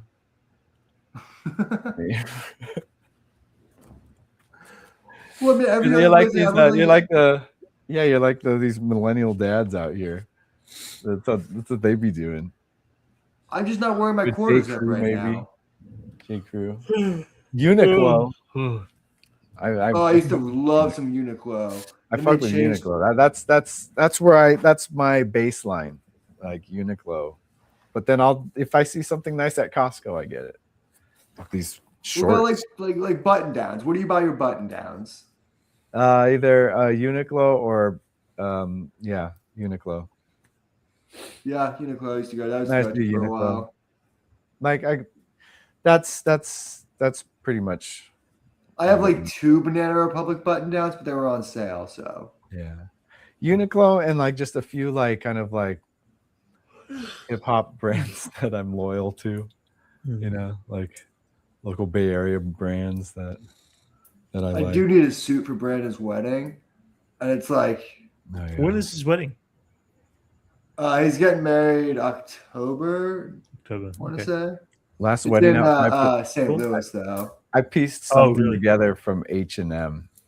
Mhm. That's what I did. Yeah, for the I last want to do wedding something that I cheap, did. but I could also blow a bunch of money and be like, I'm just gonna get an Armani suit and say fuck it and just be hilarious. Do you know but I what? kinda don't. Suit. Go to this fashion district in downtown, dude. You get fitted for Yeah. a nice suit for like $100, $200. That's That's the thing to do if you want like a custom, nice fitted suit. Totally pull a Dumb and Dumber and get the whole yellow. I was telling Brandon, my plan. I think the groom's party should have gone Casino Royale style. Sorry, not Casino Royale. From Russia with Love style. The white jacket with the black pants. Uh-huh. That'd be cool. We all look like waiters, That's You funny. would look like waiters. but it's classic Bond. That's right.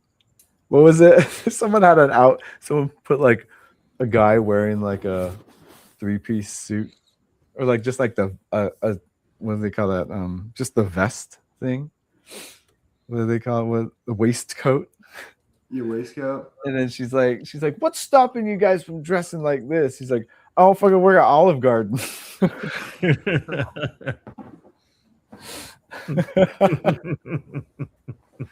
Out of context, it's like, oh look, it's a man wearing a waistcoat, or yeah, he just works at Olive Yeah, Garden. Olive Garden. Give him a pepper mill. Like, here, I hold know, this that's real just quick. reminded Hey, welcome to Olive Garden, your family. It's funny. I don't know. It just reminded me, but you said I'm like a Mark Maron before, but my dad had the most Larry David moment. You know that episode where he goes into the restaurant and he said, "What's that Japanese phrase that they greet you with in front of at a restaurant?" It's like irashi something. Yeah. Irashimasei, something like that. But we go to a Japanese barbecue place, and it's like a white guy is the maitre d'. I don't want to insult the man. He seems like a nice guy, but just kind of like a schlubby white balding dude. And he gives us the big Japanese greeting. And my dad gave it back even more enthusiastically. And then looked at me and he was like, "Well, if he gets to say it, I get to say it." I was like, Jesus, Dad. It's like, oh, we get to say it too. It's very funny. It just reminded me of that. That's such a Larry David moment. Yeah. Yeah, there's a few Japanese restaurants that do that. We've done It was those, Gyukaku, the Japanese barbecue spot. well, the place you booked for your Yeah. dad's dinner. How was it? We Good? also got way too much food there. I took home a bunch of leftover. We should have having to grill up all the extra meat. I took it home. Oh yeah. Oh man, we went, And they give you marshmallows at the end. oh, that's cool. Nice. Well, they give you s'mores. They give you like s'mores to make over the fire. Oh, nice, dude. That's awesome. I like that. It was pretty cheap too. It was like $38 a person for the 4-person meal. And that That's was not like bad. too much food for us. I know it was like under $40 a person, and it was like Dang. too much food for us. Holy shit. Yeah, yeah. That's nice, dude. I know. It's pretty good spot. The meat was like, I will say, some of the thin cuts of meat were just cut really badly. Like it was just like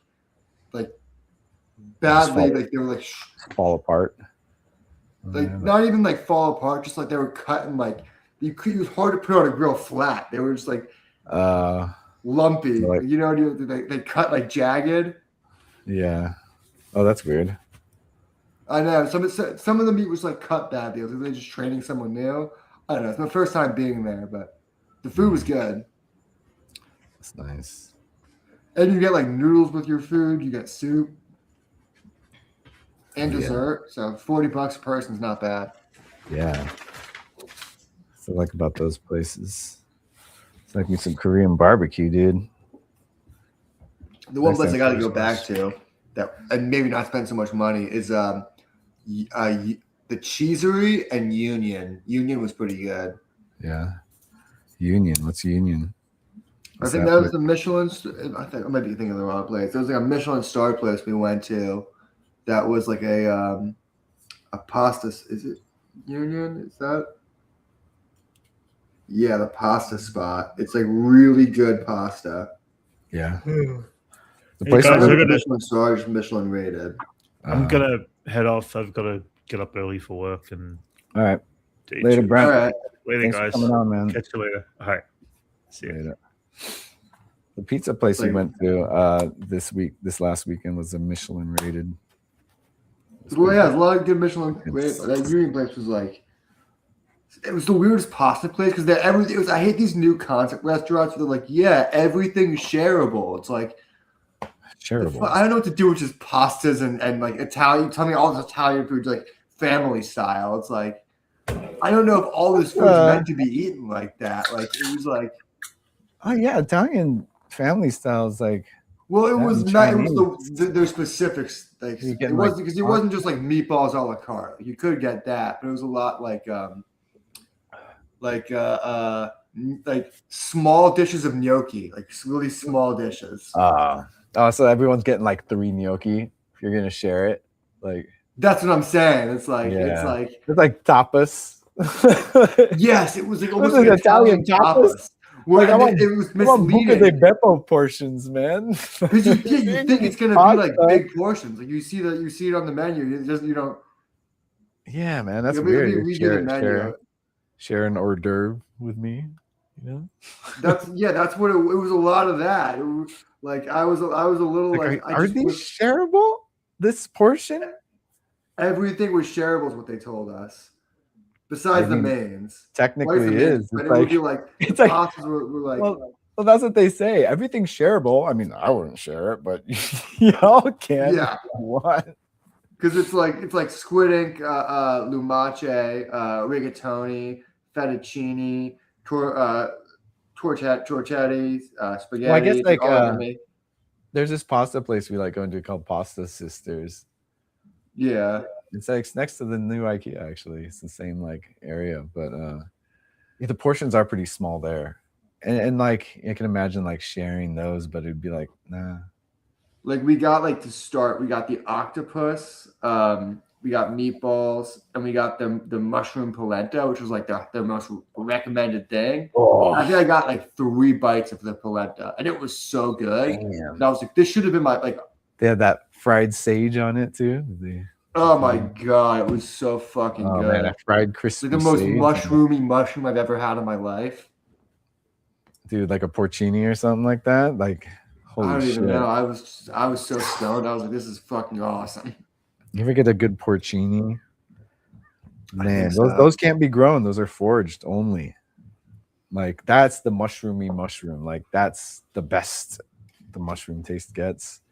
Truffle like is its own thing. I don't even like put those with That's its mushrooms. own thing, yeah. It's its own thing. Like that's That not. must have been what this was, because it was like the deepest mushroomy mushroom. Yeah, right. It's like porcinis for some reason they just bring out that deepy mushroom. Like Let me see like if it says it's it. like the perfect version of it.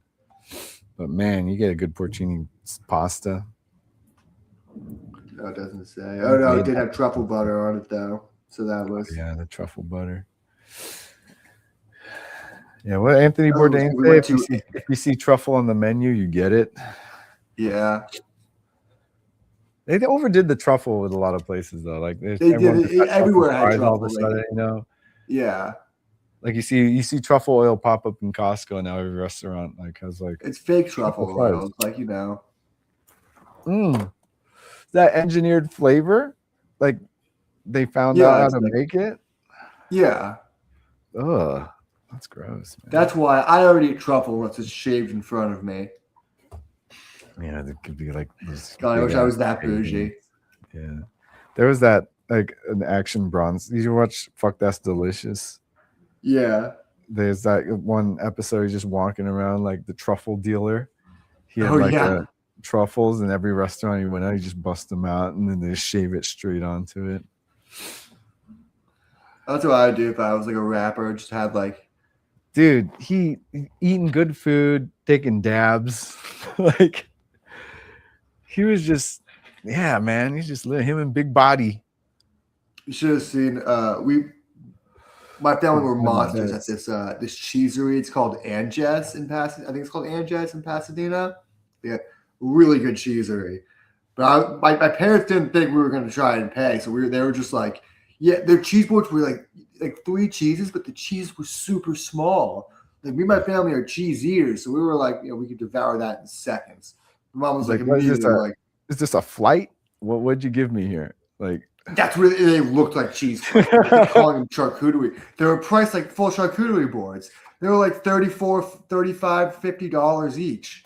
So we started with 2 cheese boards and then like some other appetizers. My dad was like ordering like they just kind of throwing shit out. So the guy's like, the guy's walking away. It's like, also, you want tots? But dad's like, fuck it, let's get tots. Meanwhile, I'm like thinking about I'm gonna be paying, so I'm like, you have to get the fucking tots too. you have like a visual of like the money that it's like on the corner. Yeah, of I was the thinking about screen. where I think a lot of times my brother while he's ordering a second cheese board. You know what? I think I will get something to drink. I got fucking like this eggs Benedict with like pork belly on it, with like roasted or not roasted, like fried pork belly on it. Damn. Nice, dude. Good breakfast. Eggs Benny. Yeah, dude. I've been man, when we were up in Summerlin, my goal was to do like good charcuterie board on the beach, which we did. But then like I had like stuff that I brought, and then we went to the pavilions over there, and I was like, man, freaking pavilions. I want some. But I go there, and then their charcuterie selection, holy shit, it was really impressive. Oh I yeah. was like, oh wow, look at all these meats. Ralph's Like, also oh, has surprisingly good cheeses, but I like Trader Joe's. I think they got some good cheeses. They got from I places. get everything I need there. I picked up a burrata Yeah. for the week. I'm gonna do Yeah. I'm gonna do some nice sliced tomatoes, burrata, some basil. We have a basil. This is the plant coastal in- elite knowledge. When you're going to the beach and you're bringing cheese, pre-slice it into cubes and bring what are those Little called? toothpick. Toothpicks. Oh yeah, that would have been a good idea. That's the coastal elite knowledge. Same with tomatoes. Pre-slice the tomatoes. Pre-slice everything when you go to the beach. That I was way, doing it's it just like I just do like cherry tomatoes and stuff like that. oh yeah, But I cherry did tomatoes like work too. Yeah, I did warm up. I toasted the bread before I came. Everything we used was to bring prepped. caprese salads at the beach a lot. Yeah. I used to like skate at the Oh, beach. That's like a that's the great plan summer with this burrata that I got. I just wish I had better tomatoes. It's like tomatoes aren't like this peak season is like middle of the summer, towards the end of the Speaking summer. of like good tomatoes, I heard a rumor that Italy failed its health inspection. Oh, for real? Damn, I Yeah. got tomatoes from there. I heard specifically that the market. Oh, for real? Yeah, Well, I'm not really getting like their I meat was like there. shocked. I was like, I couldn't believe it. That's crazy, dude. I don't know if it's been Dude. confirmed yet. I read that on Reddit and I was like, I was shocked. We I live close enough where we have this like app where it's I forgot what it's called. Too good to give up. Oh, too good But to it's go. like too good to go, right? Is that what it's called? Yeah, But Italy has like a nice setup. It's $5. You get like 2 loaves of bread yeah. deal. Maybe some like other. What else did they have? Like some focaccia. You know, I used to Single- do before Too Good to Go. Hmm. When I lived in Connecticut, there was a Dunkin' Donuts my friend worked at, and she would tell me when they were throwing out the donuts, and she would just box them up and give them to me. That's what I did before. I had a friend who worked at the Village Bakery in the college town I lived in Davis. And then she had like, And she just bring them with her. garbage Bag bagels. She used to also she had like a certain amount of like employee drinks she could make per shift or whatever, and she would save one for me if I like smoked her up after her shift. Nice. Hell yeah, dude. That's why I always had friends who worked at food places eat for free. My friend was the manager at the Chipotle in Davis, and I had a friend who worked in on the line too. So man, My they're both favorite thing fraternity I brothers, saw- so we just never had to pay for Chipotle. When I was 16, I had a friend that worked at the movies. So when I was going on dates, I could take my dates to R-rated movies without. Nice. Oh, dude, that's nice. I know, wasn't that kind of the best? Like, that was like a flex that like when you're 16, people don't think about. And you're like, no, we could just go see the movie. No one's gonna stop. They won't stop us. That was like people forget there was a time when you couldn't watch rated R without an adult. You still can. They still check IDs. Yeah. Oh no, I mean like in your life.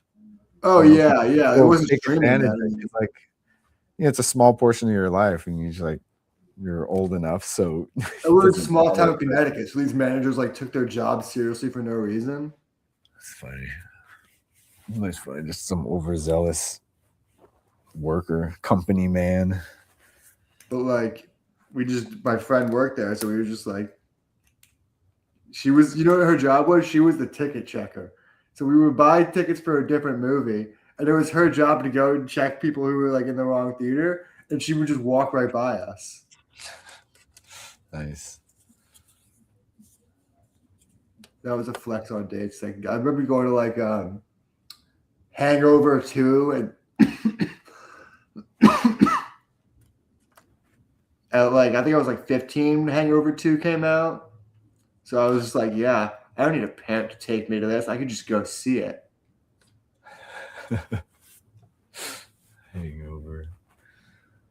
One of the last great comedies. I think we were talking about this before, but I was telling Brandon we were talking about how that movie just kind of broke Todd Phillips. Like, you can't do comedies anymore. And he just says that because he tried to recreate The Hangover twice and couldn't do it. They still did. There still were big movies, though. I know, but I think that none of them had the success that the first one had as like cultural impact. And the second one really got shit on for being like a retread. Yeah. And the third one just didn't make that much noise. You just like crank it up. It's like, yeah, Ed Helms, we'll just give him the Mike Tyson tattoo instead of losing a tooth. Yeah, it was like the same jokes, just retread. Sequelitis, you know. It's like I always think when he was writing that second one, he was like, you can't top that first movie. It's too good. It's too natural. Then he goes to the second one. He's like, well, I guess these are hangover style jokes because Is it beat almost for kind of beat? flow you Like, can't but get into it's twice. like, yeah, it's like beat for beat, but in Thailand. You know, it's just, yeah, it was just like kind of pretty much textbook sequel. You know, and just I think Annie'd this it up. especially that kind of broke him. Like you can't. He kind of like he couldn't duplicate it, so he says you can't do comedies anymore. Yada yada, woke this that, like a bunch of bullshit. But like the reality is you can't top one of the greatest things of all time. Yeah, he outdid himself. Because he was like, on a great trajectory, like, so many great classic comedy movies. Then he ascended to like the peak. Like, I can't think of a comedy movie in my lifetime that had that big of a cultural impact when it was out. Yeah, but yeah, I mean, like Old School was like, I was like in college when that happened, so it was just quoted all the time. Everyone would, Yeah. Old School was good. Talladega Nights was good. Anchorman was good. Those were all like took over the zeitgeist. yeah, Hangover, Anchorman. I think, was like in theaters for like a year around me. Like it was legit in theaters for like a year. Yeah, Anchorman is massive, dude. That was huge. Yeah. Like that's quoted all the time. Yeah, that was just a good era for comedies, you know. I remember watching Anchorman on a portable DVD player. Every year every year had their massive comedy. Yeah. The Ghost of Well, I kind of Stonewall wish Jack. like some of these like comedy guys that are getting into horror, it's like I would love to see if the next project there is like, yeah, I'm doing a comedy next. That's what I want to do. You never hear that though. Just comedies straight to streaming. What? Well, I do think a part of it is like I don't want to say everyone's like immediately pretentious, but they do get that like pretentious director mentality of like, yeah, I'm going to be the next Jordan. They always want to do like what Jordan Peele did and lead into like the prestige horror is what it ends up being the route. He started it all. Like, yeah, he's the one. Yeah. He's the one who says like, "Wait, we could do horror movies, guys." Yeah, yeah. Everyone just followed suit. They're like, "Wow, actually, yeah, let's give it a shot." I want to see like other genres explored. Well, yeah, just you don't like horror. I know. I'm like, oh man, why is it horror, guys? Come on, that's all I hear. That's literally me. Me banging on the glass outside, like I just want to watch Zach Krieger's new movie. Do this one. I think what these horror guys should do is that they should take an old sitcom and rework it as a prestige drama. Like Welcome Back, Kotter is like a HBO limited series. That would be funny. What if I did something do that? Oh, they did that with Fresh Prince. Oh yeah, I forgot because that always seemed like in my mind that seems like an SNL parody. It was a fan, like it was a YouTube video that someone edited together, and then Will Smith helped produce it, and so did the Obamas. I think, right? Didn't the Obamas produce this? They have a lot of studio. The Obamas have too many studio deals. I'll say that. Yeah. I mean, you know, like if real change happens with like pop culture and media, you know. Yeah, I'm looking forward to Obama and Larry David's new show this weekend. He's got a new library. Got the big old new You see all those conservatives getting all pissed off about the library? Yeah. Like, they're using our tax dollars to build a library like this. President not invited because he's such a douche. Like, they want him pooping all over the place. I just also think George Bush makes him look like such a sniveling baby because George Bush is like great friends with the Obamas and always he knows how to play the press to give that cute public moment with Michelle. It makes him seem so innocent that you forget about all his war crimes. yeah, it's crazy. I mean, that's just in contrast to like Trump, you know. You have George Bush giving Obama tummy taps. They're that type of you remember that clip? I forgot where they were. Where were they? I don't remember. But they were all gathered there, and then as he was like, he's just all tummy tap, buddy. He's always got to do like, you know, he seems to have a very joking relationship with them. Like there was a time he kept like poking Michelle's hand to try to make her laugh, and she kept swatting his hand away, and like she was trying to. George and Michelle have their own thing. Yeah. He very publicly came out like at the museum, the library opening. He was like, "Don't worry, Michelle, I got your mints," and came out like Altoids for her. Yeah, they have their own inside things. They have their own inside jokes. I mean, jokes. They make Trump look like such a sniveling baby. It's like they could be on opposite sides. He doesn't know how to do that with like. No, he doesn't. Like he can't get like he doesn't understand like that type level of human connection, you know. And George Bush was very critical of Obama when he was running for office. Like George. I mean that was just a different time now. They're not like that. Like these were like educated people, you know. And we thought George Bush was like, not in contrast compared to Trump. Like George Bush is like he did go to Yale, whatever, and I mean, Trump went Ivy League too, but like we realize how competent our former presidents were. Yeah. I was giving my mom shit this weekend because a politician she knows through Connecticut politics was at Peter Thiel's dialogue. Ugh. It was. Dialogue. But she was like, he claims he hasn't been in 10 years. I'm like, yeah, fucking sure. I think Joseph Gordon-Levitt responded to it recently. Yeah, the funniest was like bullshit. What did he say? It was just so vague and he was like, I've never met Peter Thiel. It's important to see the opinions of both sides. And it's important to converse and meet with both sides. And that's not what happened at all, Jogo. Like your wife's on the board of OpenAI. Let's call it what it is. With the bad guys. You're sitting at the table with them. Yeah. He has a lever. He could drop you in some fire if he wants to. My dad had no idea what it was. He's usually pretty plugged into that kind of shit. I was so surprised he didn't even hear it. Oh, weird.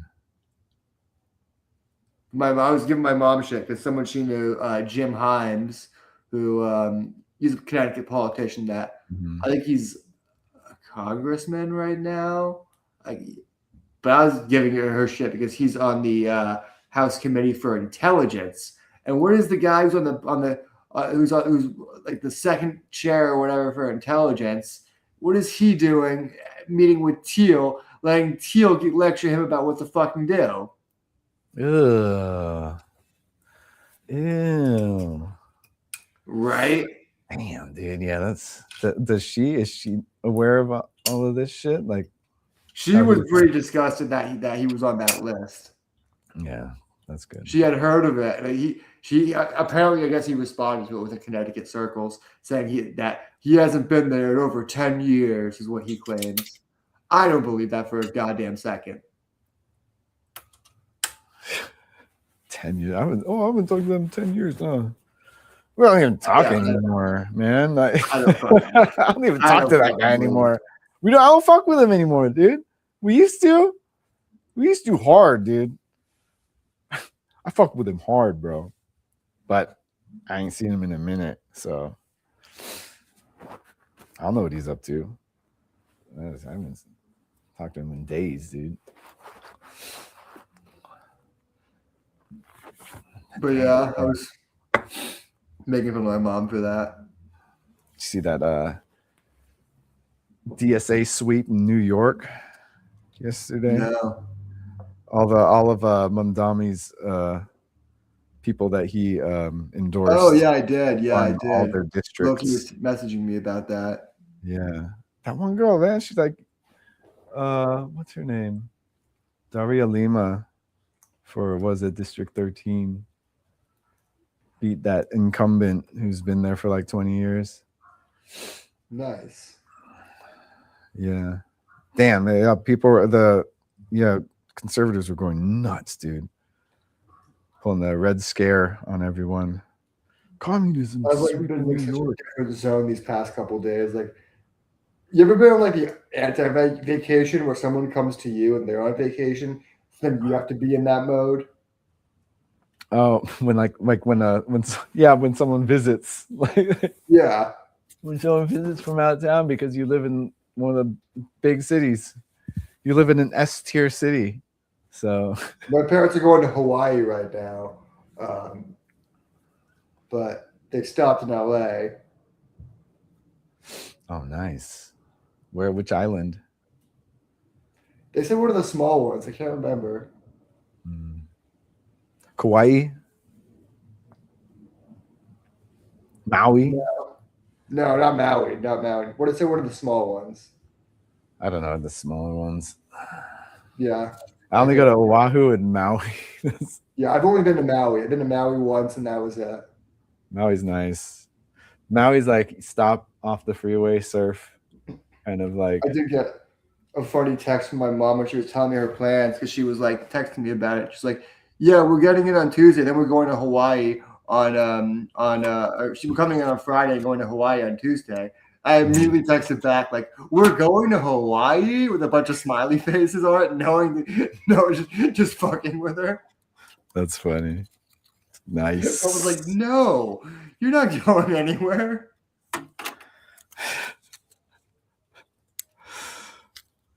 You should have done I know it's using AI, but AI yourself dressed up in gear, ready to go.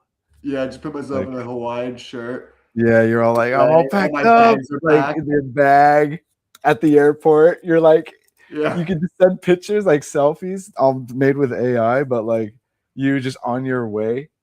My mom the would fall for airport. it. She was showing me AI videos, like, "Look at this! Isn't this crazy?" I'm like, "Mom, no, this is AI." Dude, She was telling me about a Boomers. recipe that failed. I'm like, the recipe was for sure AI.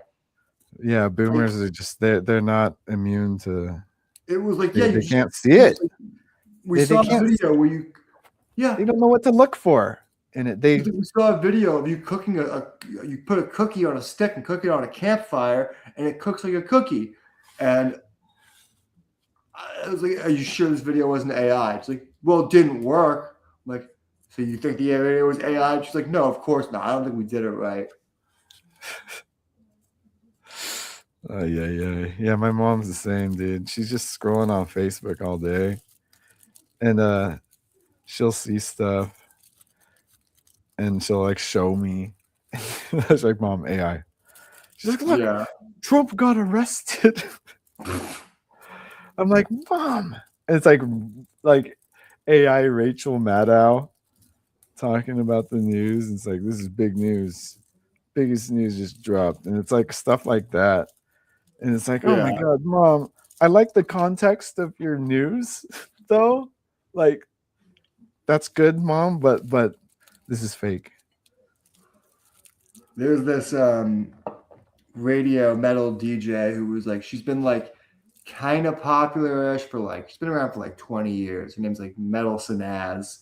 And she's like, she always claims she gets like, "Oh yeah, I keep getting thrown out of the industry. Everyone keeps blacklisting me." It's like, really, it's like there's just not that much work for a radio DJ / interviewer these days. Like, it's just one of those jobs that's like it's pretty niche, already so fringe.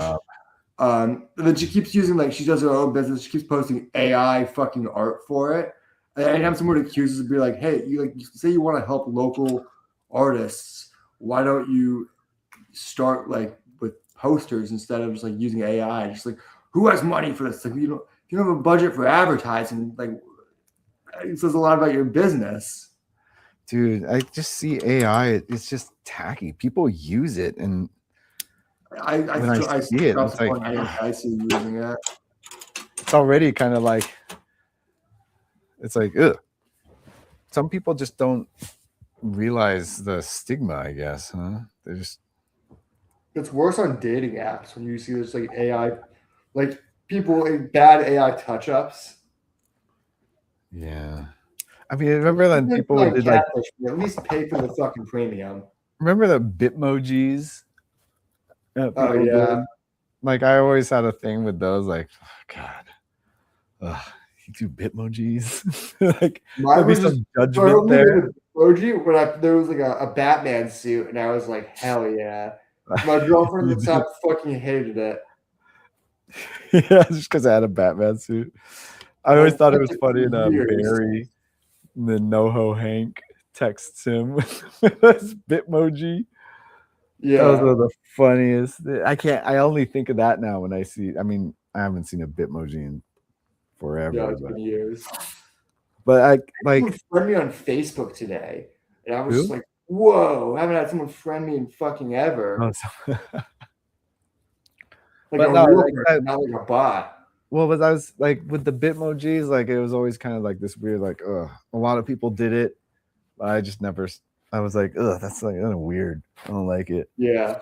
And I kind of feel that same way with like the AI too. Some people are just oblivious to like how gross it is or how bad this looks. And they just don't care, I guess. Like I put this out on a comic book forum. Someone was getting hammered about they made an AI comic that was so fucking bad. It was horrendous. They're getting hammered. They kept trying to say all you artists and writers are gatekeeping, and everyone's giving their own replies. And I kind of chimed in and I was like, what you're not realizing is there was no money barrier for the arts. It's not. It's a skill barrier, right? yeah. And now they've turned it into a capitalistic barrier where they could just pay the threshold and say they've done it. But that doesn't mean they've done it. It's taking it's adding a price tag to a skill set. You know what I mean? It's like it's taking the skill out of labor and saying now it's just pay this amount of money and it's done. It's not the same. It's not earned, and no one like, and you're not giving anyone didn't learn anything from creating that. Yeah, it's not earned. Like the skill that people work on to do that type of stuff is like they give time and effort and their life to that, and you think you want to just rub shoulders with them because you could come up with that without doing any of the hard work. Yeah. And still like be judged and like it's taking the equal to people. It's taking the skill barrier out of the arts and just putting the capitalist, because it's not going to be the people with who can't afford to make art anymore. It's going to be the people who can't afford to just pay whatever price it is in the future to say, well, I want to be the guy controlling this market. Yeah. I'm gonna close the garage. Yeah, that's the whole thing about the issue with AI.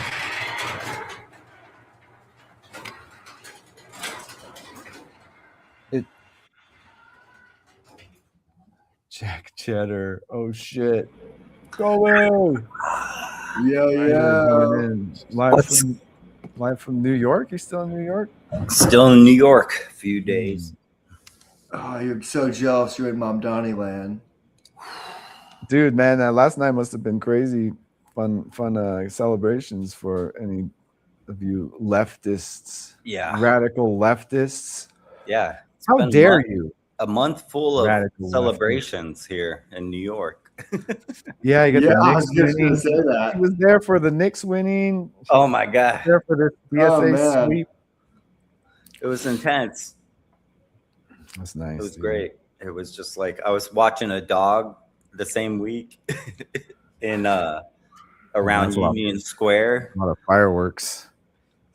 I was out in Union Square watching this dog, and it was just like me. I was just like, I'm like, this is a good time to be in New York. All right, okay. Yeah, I was texting my buddy last week when the Knicks won. I said, next time I come home, I gotta whip it out in front of the Statue of Liberty for all New Yorkers. Whip it out, yeah. So. And then, just been watching the World Cup, and that's just been lively around here. Oh, yeah, I can imagine. Oh, because there's games in Jersey, right? Jersey, yeah, Jersey, and I thought it was just Jersey and San Francisco, and then I realized I'm like Kansas City, like what? LA too. Oh, they're LA, hella, yeah. they're just really like getting You business. got a lot, and there was like watch parties everywhere. I'd take Enzo. Like we Yeah. went to Echo Park Lake, and they Yeah. had like this huge screen set up, and the game on, and then like the next day we're in like Culver City, and then we're like in this like place where there's a bunch of Apple offices and like tech stuff, but there's this huge open area with huge steps, and there's massive screens screening the World Cup. So it's just like you can't miss it. Everywhere we went, World Cup was screening somewhere for people to watch. When I went to dinner at an Indian restaurant a couple nights ago, there was all these. My parents didn't know what was going on. There's all these English dudes in there watching the soccer game, and they had their faces painted and they had jerseys on. They were cheering in this restaurant. We're all just like Americans confused. Scotland drank all the beer in Boston. I was gonna say, yes. Yeah, Scotland drank dude. all the Boston lager. Put, You know what I read though? put traffic They left cones the on all Bud the. Light. They didn't touch the Bud Light. They refused. It's made with rice. It's not even like. It's not gonna hit them right. Yeah. Yeah, they need someone They'll with drink potatoes. piss in it. water. That's the Irish. They put cones on traffic cones on all the statues. That's Did you see someone Scottish just do guy. that in I think Florida somewhere? And the cop was Switzerland just was like, in "Sir." Times Square doing a rowing thing on those steps. Oh yeah. Or You know where no- that comes from? That comes from metal shows. Oh shit! Yeah, there's this Viking band Amon Amarth, and they were just like they're all like just do Viking metal, and it's like it started years ago when I was in high school. Just dudes would just get on the ground, and the middle instead of like a mosh pit, they would all just row. They would just fucking all just row while the Viking metal was playing. Ugh. Oh shit! Anchorman dropped another scenario. Here's another scenario. What if Jason was at a dance competition, but only the Chuds, Ben Shapiro, Kevin Sorbo, Charlie Kirk, Benny Johnson try to dance, but it's a lame ass conservative dancing. Then Jason slapped Shapiro in the dance with the music playing. Then Jason say, "Who put you on the planet?" Ugh. Charlie What? Kirk got shot from the back, right? Mic explosion. Just kidding. I don't know. No, it was apparently it's sniped from the back. I don't know. He took it in the throat. Ah, Took it in the damn. throat, dude. Right when he was saying that gang related or non-gang related. Wow, so epic. So such a wow. Damn. Man, that was crazy. Yeah. That was a lot of blood, dude. Just gushing out, man. That was crazy. Anchorman, did you see that? It looked like it was How'd it feel? a shock from the back. It looked like, I don't know. There's like a lot. There's so many conspiracies, and what's crazy No, it's a is that like conspiracy theory. what's crazy. One of the crazy things is that like the next day they had people dig up the pavement and change it, like on the scene of the crime. What? Yeah, right away, dude. They so you can't investigate anything. No, like a trace of any type Where's of the shrapnel. trajectory of No, like like where the bullet went or anything like that. They jackhammered all the pavement and where he was, where it happened, and repaved it. kind of on We the heard the same orders conspiracy of theory with the Israel. reflecting pole? Shit. It was yeah, and like there people are like saying he did vocally he did like voice that he's kind of trying to cut ties with Israel and Oh, That's the conspiracy theory. Is that it's like our modern JFK because he said the same thing.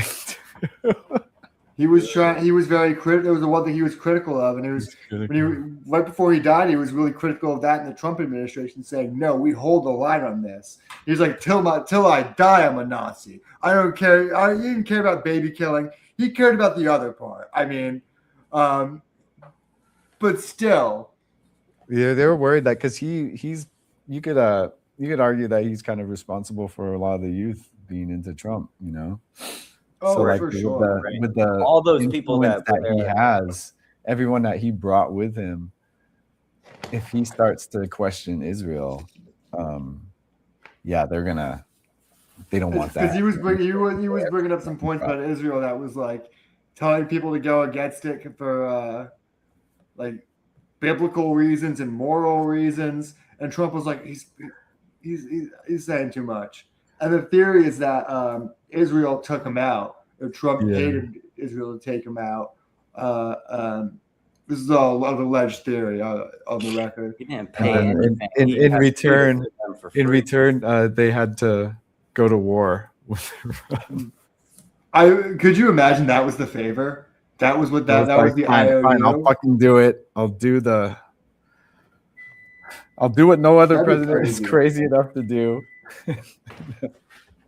But the ballistics didn't match the gun.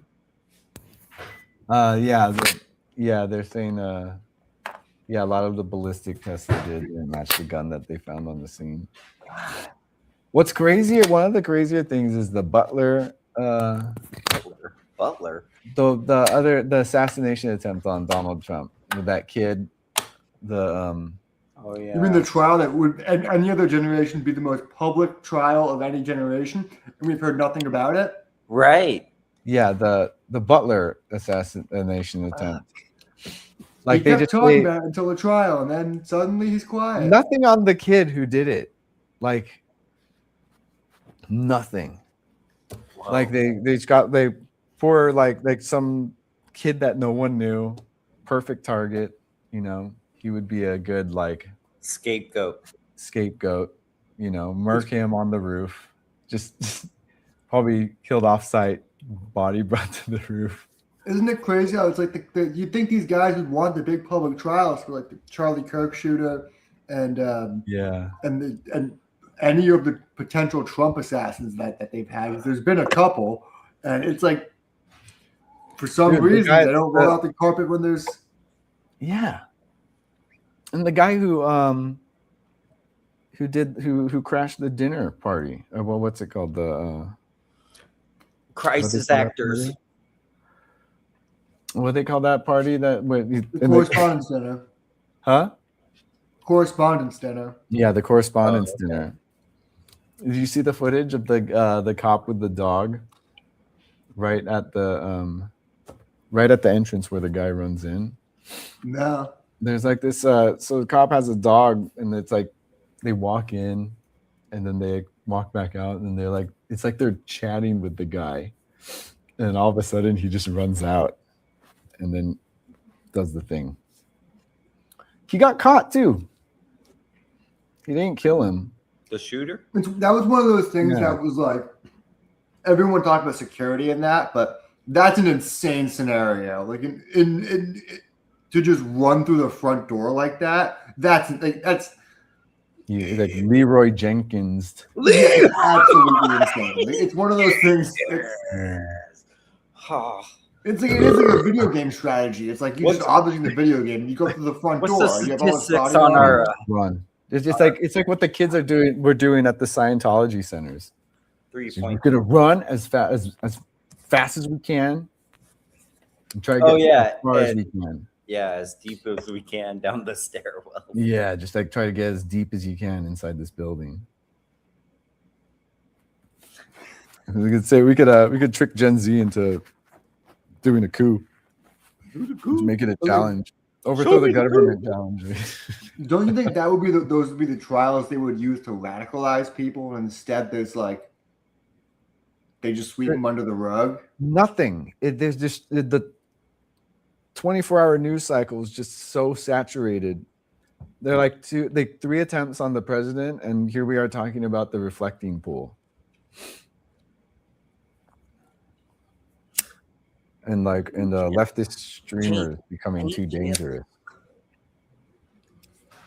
It feels almost deliberate with the media, though, right? Like it seems like Oh, totally. For some reason, we're just not getting focused. coverage on it. They're not covering it anymore. Oh, and then there was like that shooting on the White House lawn, right? Mm-hmm. It's 4 attempts. No, 5. Like how many attempts? So there's like Butler. There was that one on the golf course. Correspondence dinner. Like there's at least 4 I could think of off the top of my head. And there's probably even more the FBI don't want to talk about. Gently. The CIA. Get close. The correspondence dinner one was just like that one push they needed to just like be like, this is why we need the ballroom.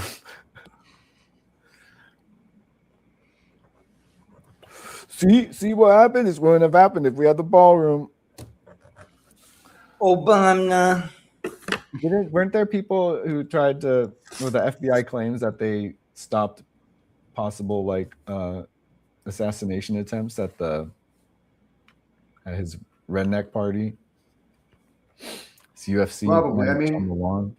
You really would be surprised the amount of stuff these intelligence groups do stop, but a lot of it is just like online idiots just talk. I read something a while ago about online idiots that were just talking about like we're gonna commit we're gonna murder someone, and their mom was just like it was like a kid, and their mom was like, reported them. He's gonna fix the crops. He's gonna fix the crops. Idiocracy. Brondo. Just fill the reflecting pool with Brondo. That's what it is. That's what plants crave. Yeah. That's what it looks like right now. It's just That's what algae craves. It's what algae craves. That would be reflecting pool craves. Obama. Anchorman tried. Look at the chat. Anchorman tried to write Obama, but then he actually wrote Obama. It auto corrected. Obama. Where is it? God, I can't. I can never find it when I need it. Obama. I wish I could assign thumbnails to these.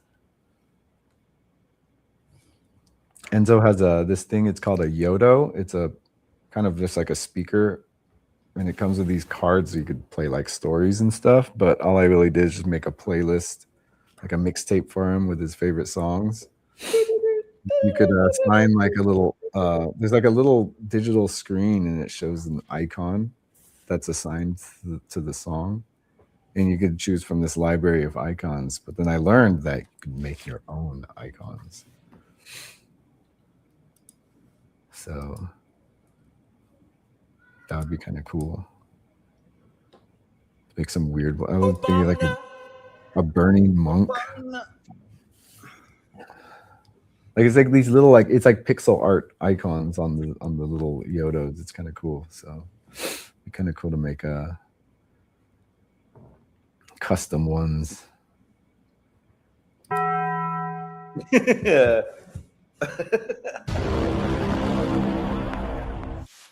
It is Wednesday, my dudes. Yeah. That was Kobe.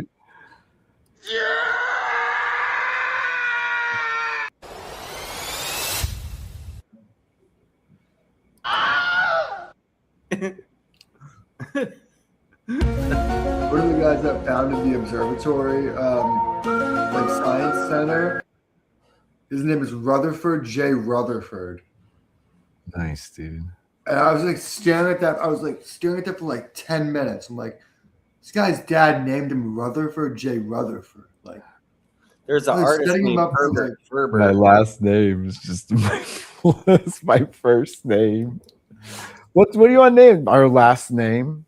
He's like setting his son up for either failure or the greatest success. Like, there's no in between. J. Rutherford.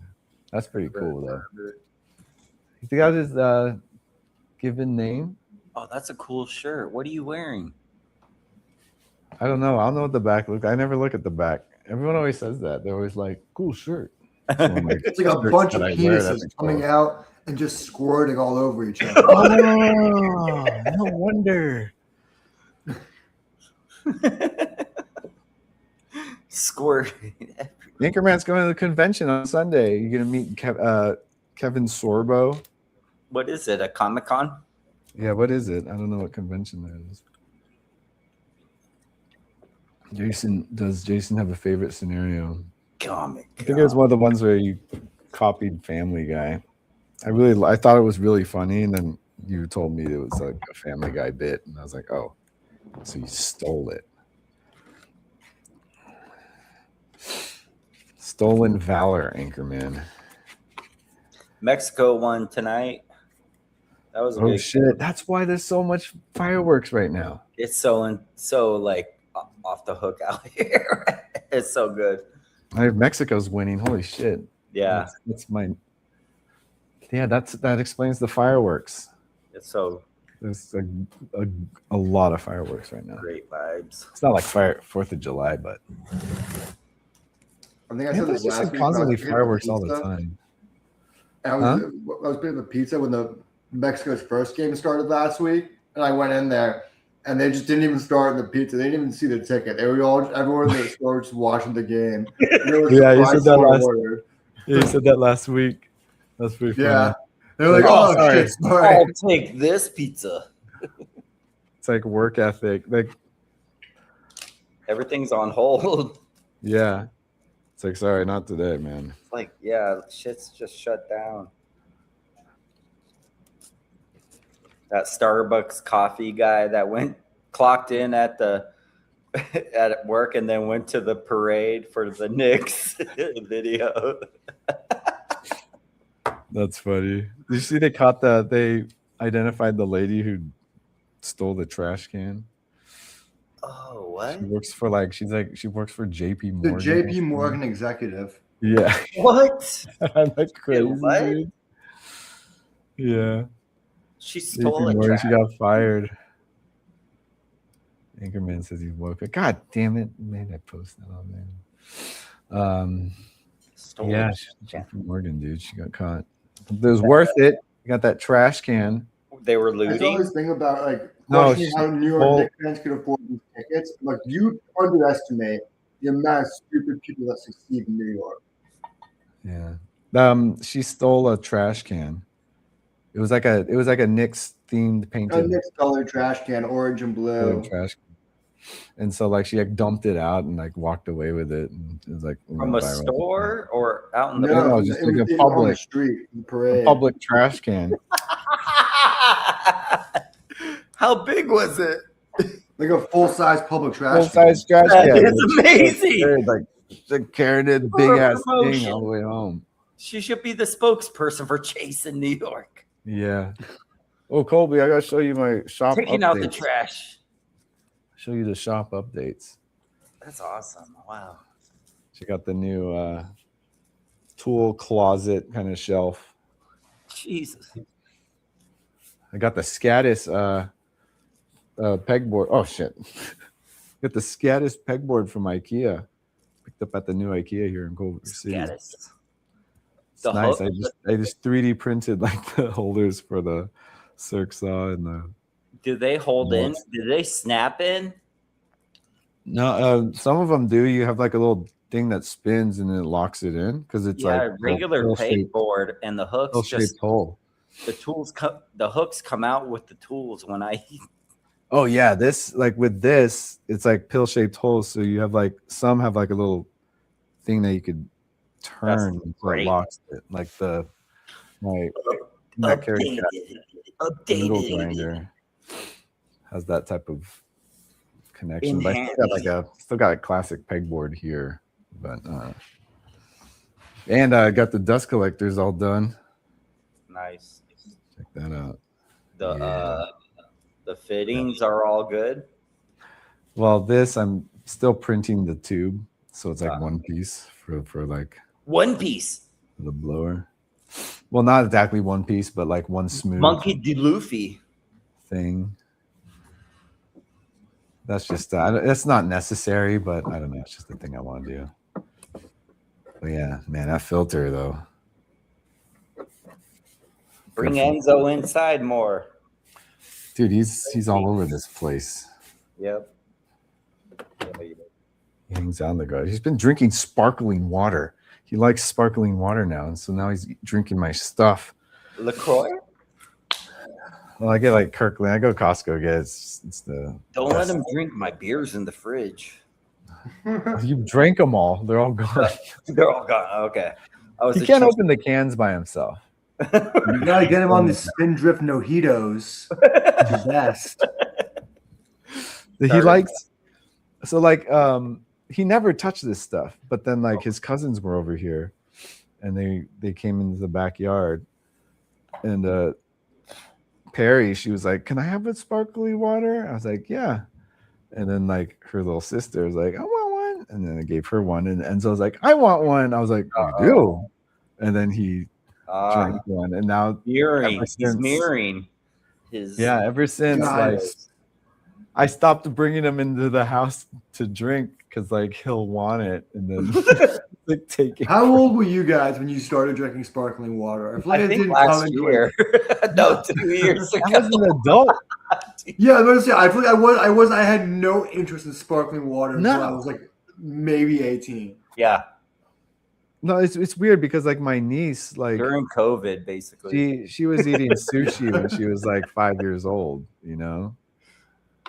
Well, I did that. I had sushi. So I was yeah, because you're fancy, Max. You're a fancy person. No, I was an adventurous eater. I would always eat like whatever. Banana Republic jeans. You know, I only got 4 pairs. Your Nobu dinners. I do like Nobu. I do like Nobu. You're like $30. You like good food? No, Max, it's cool. Like I know you would have sushi at a young age. There's Nobu in New York. No, it's Ubon in New York. Oh. Ubon. God, I knew that so quick. Yeah, all right. It's Nobu backwards. Ubon. That's cool. Right? Am I making that up? Max likes his he likes his nice dinners, dude. He's a foodie. You go on dates still though, right? No, I just treat myself. I'm not paying for okay. food. Cool. On dates. Are you still looking for a date for the wedding? How's that search going? Yeah, I'm kind of giving up. That's that's a big wedding to be at, you know.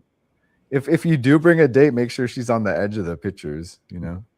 Yeah, it's like right. It's like that type of thing. You know, because this is like your family's gonna be there. It's Brendan's wedding, and it's like, oh, hey, Max, remember that random girl you brought that one time? It could easily become that if this is how you're looking, you know. Yeah, that's why I might just go solo. Yeah, I have this funny idea. Get like a half a wheel of cheese, and that be my +1. That'd be cool. You're just like cutting pieces off, just like shaving it down all night.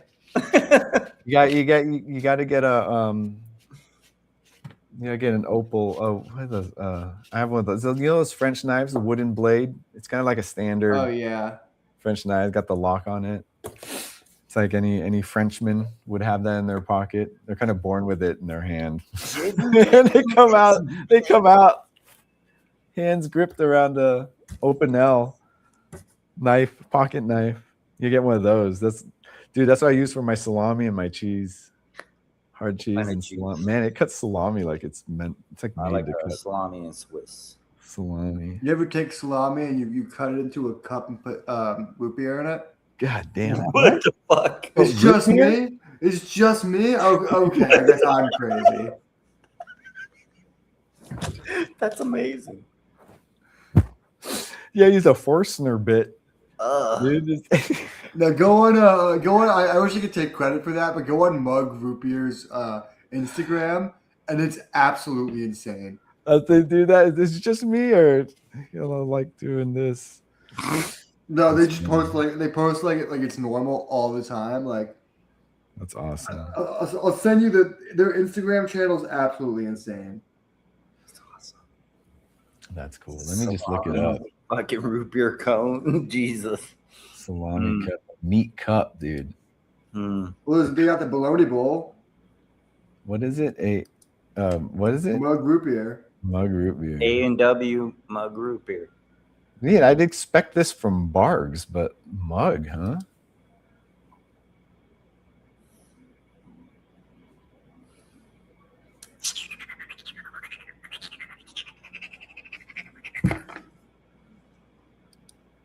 I just sent you 2 different links to some. This guy's making like this guy's got a rotisserie chicken in his root beer float. It's like those you know, the Bloody Marys that have like a whole slice of pizza and like a hamburger. It's like, what can you fit on the Bloody? I think that's the most I've seen was just like a burger on a Bloody Mary. No, I've seen like a burger, some onion rings, just some accoutrement. They put some, like, yeah, they got the burger. I've seen like some of the slice of pizza. Yeah, rotisserie chicken would be like a good thing to go with. I would go with like what's smaller than a chicken, like a Cornish, quail. a Cornish game. Cornish game head. That's what I think. Yeah, not a quail.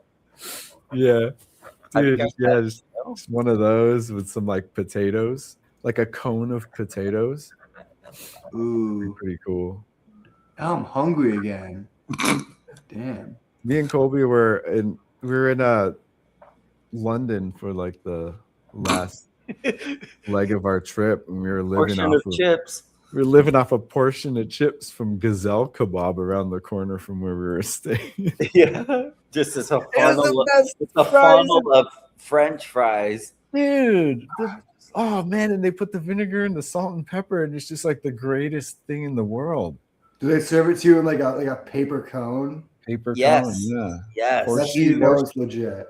Just a portion of chips. This is me for till 9 p.m. tonight. Yeah, right. It's gonna hold me down. Catch the tube. Please add the vinegar. One day I'm gonna eat my way through Europe, but it's like, it's not gonna be as fun for me because I love to eat while I'm stoned. And it's like I can't be in France like dealing with French people sober. Be like, yeah, I guess I'll take a pain au chocolat. Like it's fucking called a chocolate croissant. You gotta be sober. It's gotta suck. Yeah. Yeah. My brother he went to Paris for a semester because he was doing some grad school work out there, and it's like he's lucky he's sober. I couldn't deal with French people sober all day. That would drive me. They're all French. That'd drive me crazy. No, dude. When you're in Paris, it's like half tourists. Like no, I'm joking. I'm just joking. It's everyone, man. You end up in a small town. You're just like, I hate French. I hate the French so much. My brother was that guy that went to Paris for like a few months and was like, yeah, you haven't had a croissant till you had a French croissant. Huh. It's like, oh, shut the fuck up. We went to Brussels for a night, right? And we had a Belgian waffle the next morning. Oh my God. Was it like the best? It's pretty good. I can't remember it. Yeah. I do low key. You guys know Waffle House, like around like ski resorts? Like the Waffle House like restaurant? Midwest, right? No, it's a different Waffle House. It's on the Midwest. Not the ones where they fight at the fighting restaurant. No, this is HUAS. House. The Waffle House. No, I never been. Is it good waffles? The yeah. I don't know if it's. I thought it was a chain. Like the best of certain things is always just a random place, like Nick's Diner near Chinatown. That's one of the best French toasts I've had. Oh, they rebranded to Waffle Cabin. I do like me some French toast though. They're just like it's just like the perfect Belgian waffle. Like it's crystallized in sugar. It's like a specific kind of Belgian waffle where it's crystallized in sugar. This type of shit that has a shelf life. No, they make it fresh. They make it like in front of you. They're like hot. It's all crystallized. And it's like it's got like a thick sugar shell. And you got to get chocolate or no chocolate. Yeah, there's like it's like the best things, you know, like. Yeah, I've had like good baguettes out there. You know, they make really good baguettes. But I've also had really good baguettes out here. You know, I don't think like we live in LA. We're it's a culinary capital, dude. Everything from I know somewhere just ends up here. But that Indian restaurant I went to might have been one of the best lamb chops I've had in years. Though it was like a different kind of lamb chop where it was like Indian spice instead of like the normal spices you get, so it stood out a lot more. Probably like I really was tender. like, oh my god, this was like some of the best like lamb chops I think I've ever had. It wasn't even my main dish. I stole that shit from my mom because she couldn't finish it. I got like a chicken tikka masala pizza and immediately regretted it. You had like the most like broy thing on the menu. I get the wrong. I always get the wrong things, and I fucked that whole thing up. And she got the lamb chops. I'm staring at them all night, and then I gave her like half my pizza. Then she couldn't finish her like 2 lamb chops, and I was like, oh, I'm fucking dogging these. You got the equivalent of chicken strips and mac and cheese. I know. That I got place. the chicken tikka masala pizza. It's like the chicken teriyaki. That's like every ethnic food has their chicken teriyaki. Like We got too much bread though. My dad. I don't know why he ordered every kind of naan, and then you know that other kind of bread that they have. It's like they make it in the circle. Dosas or what they use for the dosas. It's not. It's like a dosa, but it's not. It's a different name for it. But it's like kind of like a flaky crepe thing. Like yeah, it's like flaky crepe. Yeah. It's more bready than a dosa. It's like a little thicker. Yeah. This is like the northern Indian version of it. Dang, you got like my dad every really likes that. type of naan and oh yeah, because like I had to find out what bullet naan was. And then you get like let me get the garlic and the cheese one too. We got the garlic naan, the cheese naan, the garlic bullet naan. Yeah, one of each. Well, because he thought they would just give us like one naan of each, but they brought us out like a basket of naans of each. God damn. Yeah. So we just had we had so much food like that. The whole weekend we just kept ordering too much food. Like it was disgusting. That's that. Oh, and Colby's outside for a spliff. You couldn't bring your phone. The Wi-Fi. We're like staring at the door out that he's outside of. He can't smoke in his studio. He's staying in an artist space right now. Oh, he's nice. like an artist who owns that place, or who lives there, but he's subletting from her, and he just extended it like a couple months too. Oh, nice. So he's out there. Man, he went out there just for like a sabbatical, and now he's just like kind of living out there. I want to do a sabbatical somewhere. I'm thinking Amsterdam. Man, the Batman. I'm the Batman. I would like that. Just because of like all my weed smoking, like it'd be nice to not have to stop. I always think about that. Like I always. You ever do that thing when you go on trips? Zillow, just like go, what if? It's go on Zillow and just yeah. I used to look at. I used to do that on back in the day. I used to do that with like Craigslist. Just look at Manhattan apartments. Oh yeah.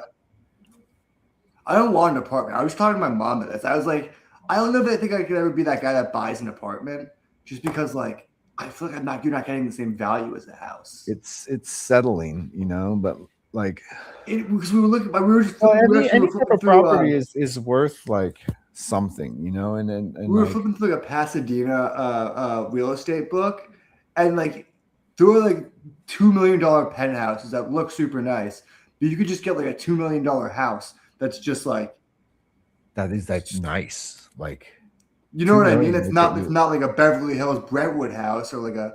But a $2 million house would be like a nice house in a good neighborhood. Like yeah, like you could live in Burbank, Studio City. You could live in Pasadena. Like all these great neighborhoods. You get a nice house in Burbank for $2 million. That was the argument I was saying. Looking at this like West Hollywood or wherever it was penthouse, I was like, who would buy that over like a nice house somewhere out in the suburbs? Well, the thing about a penthouse is like the value does go up, and then you don't have like the garden and like property around it. That's true. If you are lazy, it's my argument. It's a fixed property and it's maintained. My argument is I would never want to pay, because we're weed smokers. I would never want to pay that much money, and then someone would say, "You can't smoke weed in here." Yeah, that would suck. I was looking at a loft apartment for sale for like, it was like, what was it, 2,000 square feet for like 500,000. And I was like, oh, That's I not could bad. set up based on like the down payment, I could get that mortgage down to like $2,000 a month. Won't be bad, you know? And like had a view of Pershing Square. And it's like, yeah, if I loft that up, it's got a balcony.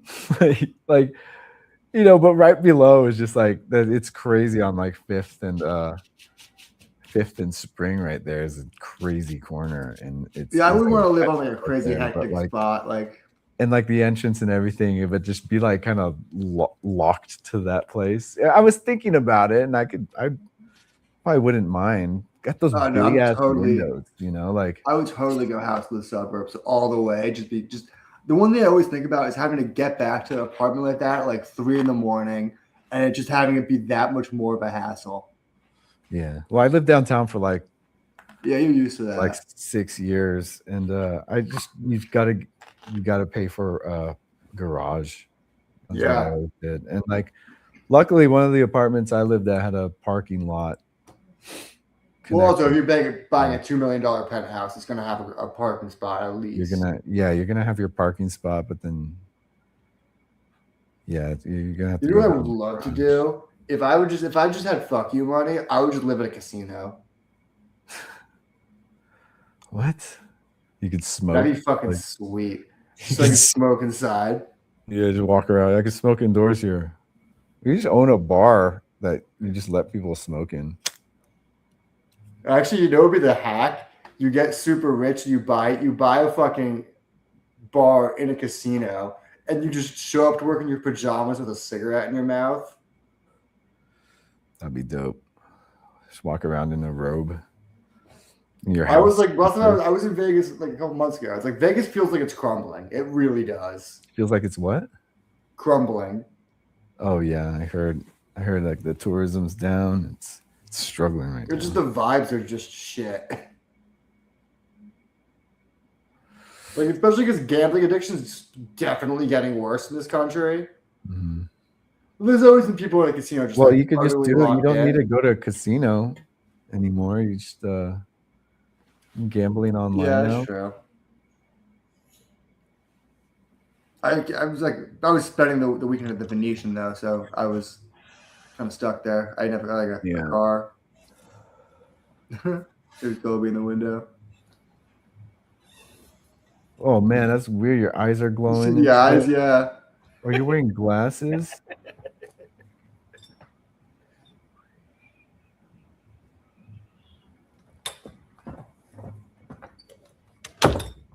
You look like an anime protagonist.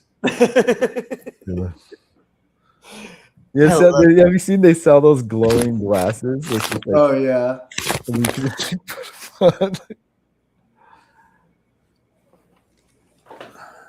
Hi, Saitama. If you think about it, it exists nowadays. Saitama. We all wear glasses now. These are just from Daiso. I'm not even like prescribed, but like I need nearsighted glasses. Yeah, I'm going to Walgreens and getting this shit, and it helps. I actually just got into. I had to go to Warby Parker because I was like, I think my prescription changed. And they did the whole test for me, and they were like, "Yeah, it did."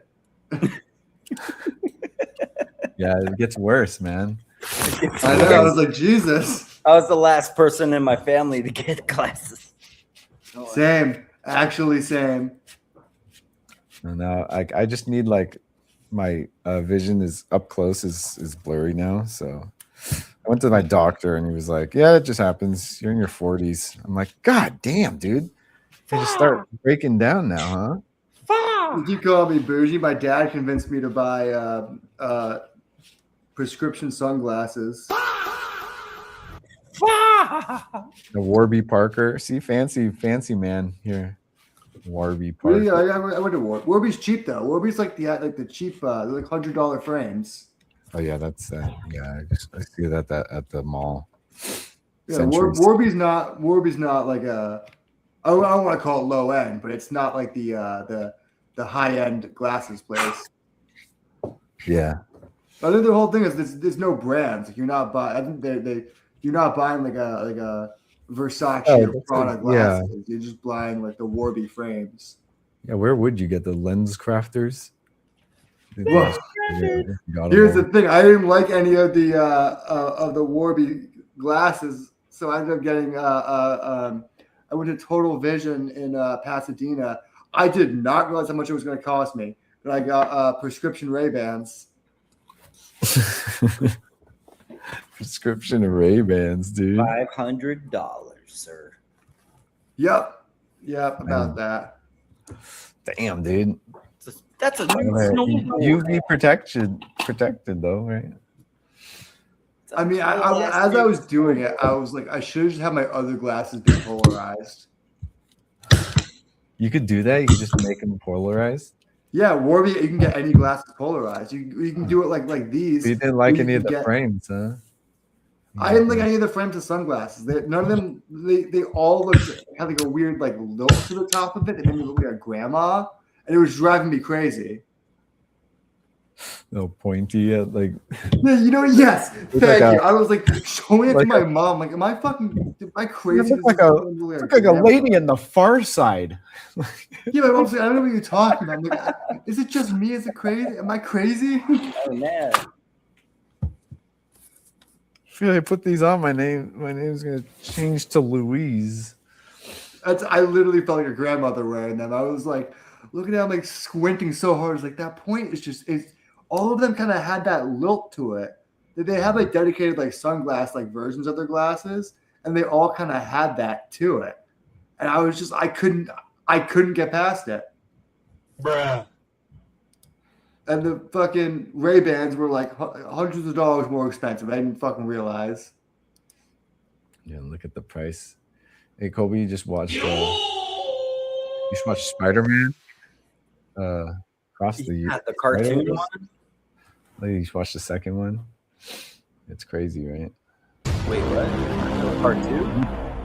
Yeah, but which one did you watch? The first one, the first cartoon one with Across the Spider-Verse. Across the Spider-Verse. Wait, like, which one did you watch? The first one? Yeah, he like met him in the cemetery and then dragged him across the subway, getting hit like a whole bunch of times. The cartoon one. I remember this. Yeah, which the first one? The first cartoon one? Yeah. What's and there was Gwen, Porky. Yeah, the first one. Yeah. With Miles, right? Yeah. Yeah, it was so good. And Spider-Man dies. His like, Spider-Man. Whoa, spoilers. Oh, whoa, shit. Whoa. That's like the first act, man. I know. I'm catching up.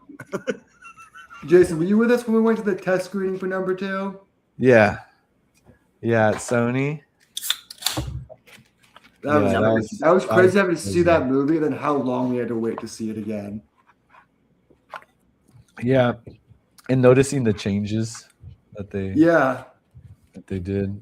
Thank God they took out that Frank Lloyd Wrong joke. I remember that in the screening. And I'm just like, oh God, it's like low bearing fruit. You know? It's like that's a joke I would do. I shouldn't be hearing jokes I would do, you know. You think that third movie's ever gonna come out? And when I watched it, it wasn't in it. So, what was that? You think that third movie's ever gonna come out? Yeah. What the hell's going on with that? They finished writing it? It's supposedly getting the voice. I heard the actors were like, "Yeah, we're doing the voice work now." It's just like it's taking a weirdly long time. Like. Yeah. I heard they rewrote it twice. Yeah. Which is they restarted production. And then the drama between the voice actor for Miles and he just had some weird like incel episode, dude. Like it wasn't even like incels. Like it was like the opposite, where he just had the biggest crush on Haley Steinfeld, and he also wanted to fulfill the trend of like Spider-Man getting with their girls, like because like every Spider-Man has dated Yeah. this Mary Jane, and he's like, aren't I a Spider-Man? Where's my Mary Jane? He kept trying to like publicly flirt with her, like, but you could tell he Yeah. only spent time with her in interviews because that's when he was shooting his shot. Oh man, yeah. God, That was the only vibe I got from that. I was like, she does not hang out with you when she's not contractually obligated. No. She's like getting married and stuff. She's like married now. Yeah, she's married. Married, she's like pregnant or something. Like she's gonna have a kid. He even posted like a weird thing, like sometimes you gotta give up when she announced her pregnancy. That's if you tell me that's not incel shit, that's It is. dude. That's what I'm talking about. I just meant it's like a different brand of it. It's like but still involuntary. yeah. The Like involuntary part heavy. it's simping, you know. We call It this is a little crazy. You think that's one of the things that hindered the movie, where she was just like, yeah, put that on my third position. I'll just keep filling up my plate so I don't have to do this movie. Just push it back. She's just like, oh god, I'm gonna work with that. That's gonna be weird. But yeah. I mean, if I was her, I would go to fucking Disney HR so quick and be like, yeah, I don't want to be on press screenings with them. I don't want to be in the room with them. Come on, Miles, or whatever his name is. Chill out. It's like the opposite vibe of Tom Holland and Zendaya. I know. The guy just has everything. So like, yeah, that's like the posts I see. Like she likes playing Spider-Man on PlayStation, and Tom Holland's always trying to help her with stuff. She's like, oh, look at you, gets to be Spider-Man, to marry your Mary Jane and play Spider-Man. Good for you, man. I mean, they do see. I think they do the smart thing where they don't use social media, which gave them a mystique. They don't talk about themselves. They refuse to answer any questions. That's how curious. That's the way to do it. But they do seem. I was just private wedding. It wasn't even announced or anything. They didn't announce them, but they were doing it. Just low key. They do seem like a good couple though, compared to like all the messy Hollywood couples you see. There's that one video where they're on that one channel with like these puppet Spider-Man and oh my god, they set them up so bad with that. Isn't everywhere. They just couldn't help but react. Know Kevin Feige somewhere is like, you've lost all your privileges with any Marvel actors. Like that was such a clear setup. Yeah. Where's our oh, there it is.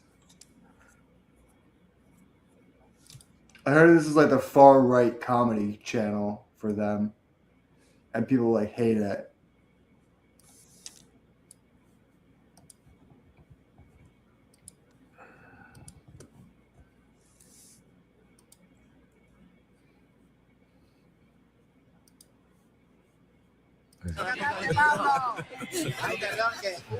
Es que cuando me pongo nervioso se me escapa. He's just in spider webs. Has pensado lo mismo, seguro. Es que los nervios de ver a Tom Holland. Perdón, ya. Vale. Es que espero que sean telarañas. Bueno, qué gracioso eso ha sido. Like it's such a setup. They're like. Just like what do you expect? How the hell would you react? Zendaya's like, bitch, I was on Euphoria. I'm used to this shit. Oh man, Euphoria. Man, Liz was obsessed with that last season. It's so funny. I am calling it. I think the one thing Zendaya hasn't done yet is like an action film. That's gonna be her next. Like, I shouldn't. Maybe she. Spider-Man's not action. No, I mean like her in the action role. It's usually how this it's usually how this progresses in Hollywood. We're at this point where they get to like a peak where everyone cares about them, and they're like, "You're Jason Bourne now, like you're Jessica Bourne or whatever." You know what I mean? She hasn't done the action hero, even like Zoe Saldana. That's She's always been always the kind of been like trajectory an of action- like these always been kinds like of like stars. Zoe Yeah. Saldana. Well, she's known for being an action person. She's always been an action person. She's known for being like either painted or action. What was she in? Is she the actress I'm thinking of Riddick. that was like a former stunt Riddick. woman? No. She did great in Riddick with the guy from Character actor Vincent Diesel. Bad Boys. I heard Witch Hunter is Vince Diesel's like D&D character. Like he wanted to do a movie Yeah, with his D&D character. So he's very dedicated to D&D. But also, so what people one of his best friends is Michael Caine, and Michael Caine is the one. he's like Michael really good Caine. friends with Michael Caine, huh? He's actually one of the, from what I've heard, he's one of the few people about that is, like, genuinely like Michael Caine calls him son. Isn't that weird? Michael Yo, son. Because he's That's okay. cool. So How's your Michael Caine? They're here's both how I've heard it. actors. Well, no, here's how I've heard it. Imagine you like an older actor, and all these young guys are like, "Oh, I want to meet you," just like just meet you and just be nice to you. He's the only one that's like taking care of him. Like, he takes him to lunch, make sure he gets out of the house. He takes him to events, and he's like known to like wheel his wheelchair around for him and be like, That's cool. just a nice guy taking care of an older actor. I've got to give you a Vin Diesel, my But son. apparently Michael Caine gives him My like son. career advice, and they Bruce. talk about like he's like they're like really Mr. close Y. friends. He Mr. literally like adopted the mentorship, like became Yeah, the mentee. That's Yeah. cool. Well, I think I read that because he was did he direct Point Black or who direct? I think he write it the first Riddick feature Pitch Black. Pitch Black. Pitch Black. Did he write it? I don't know. Who? I don't Vin think Vin Diesel. Diesel wrote I it. don't think he did. I think it was after that though. Oh no, he didn't write it. Keep It was moving. after that he What was he in with that he Michael? linked up with. Did he act with Michael Caine or something? How did they? Not until Last Witch Hunter. Oh shit! That was like the thing But, that like since Last Witch Hunter, they've been hanging out, huh? no, he knew them before then. So like they were already buddies. When did that come out? And he's like, "Oh, why don't you be in my movie?" Okay, I was wrong. It wasn't Riddick. It was Multifacial. It was a short film he made in 1999. It actually got him a huge. It's very un Vin Diesel, but it like Steven Spielberg. That's when Steven Spielberg saw him and put him in Saving Private Ryan, and like he got all the sorts of acclaim for that. But he wrote and directed that. Yeah. That was one of the first roles I remember Vin Diesel from. No, not Riddick. It's called Multifacial. It's a short drama. Yeah. Okay. Wait, what about that? That's just what his like. That's he wrote, produced, and directed a short drama called That was his- Multifacial That was his Rocky. Well, that was his big break. That guy who had the attention of like Spielberg, who was like, "Yeah, I'm going to put you in Saving Private Ryan." Yeah, well, that's what I mean. Like by being his. Yeah, Rocky. well, yeah, it was his Rocky. It wasn't a feature; it was a short film that was But on yeah. the short It was film like circuit. his, That's when he met like that's Michael cool. Caine, because like he was initially taken really seriously as a writer, actor, director, and then he immediately was like action I'm Michael movies, Caine. fast cars, Bruce. stunts. Michael. Oh, I'm Michael Caine. I'm Michael Caine. I'm Michael Caine. There's something. What was that from where the two guys were doing different Michael Christopher Caines? 13 years old. That's the trip with Steve Coogan and that one other dude. Oh yeah, his buddy. Man, he's known for doing like the Man in the Box. Yeah, And like, yeah, they're just going on a trip and they're just like they're it's doing kind of like different. between them. It's like, my Michael It's Caine's the an older Michael- Michael Caine. Yeah, it's like after all the cigars and all the brandy, his voice became coarse. She was 30 years old, like John Because it used Brown. to be more up here. So you're doing like she was supposed to blow the bloody doors off. Like Yes. young Michael Caine. Like the I young actually just watched Guy Ritchie's talking. movie, The History of Ungentlemanly White Power. Warfare. Great. comes Guy Ritchie. Yeah, Guy Ritchie's movie History of Ungentlemanly Warfare, and it might have been one of the worst movies I've ever seen. Like, oh yeah, it's gotten worse after Snatch. it's so. There's one of the hilarious. And this isn't even a spoiler. It's just straight up hilarious. So there's one actress in this movie who's like a part of their squad, and then like Henry Cavill is leading the squad in the movie. Like he's like the main dude. He has no lines with this woman in this movie. They maybe share one scene together, but they don't even directly talk to each other. The first thing the movie says after it ends is they got married. And the movie had like no heart to it, no character development. I'm like, well, there it was right there. Like, there's your easy plot. When did this come out? Is this the one with Alan Richardson too? Or yeah, it's that one. Oh, okay. It's literally just 2 hours of just killing Nazis, sounds which is like, cool, but like, it sounds like any other Guy Ritchie movie that came out recently. It's like they have to like they're like, yeah, we're gonna go save our friends and then do this mission. That's the whole thing, and then they just go and kill a bunch of Nazis and do their mission, and it's just like it's dumb as shit.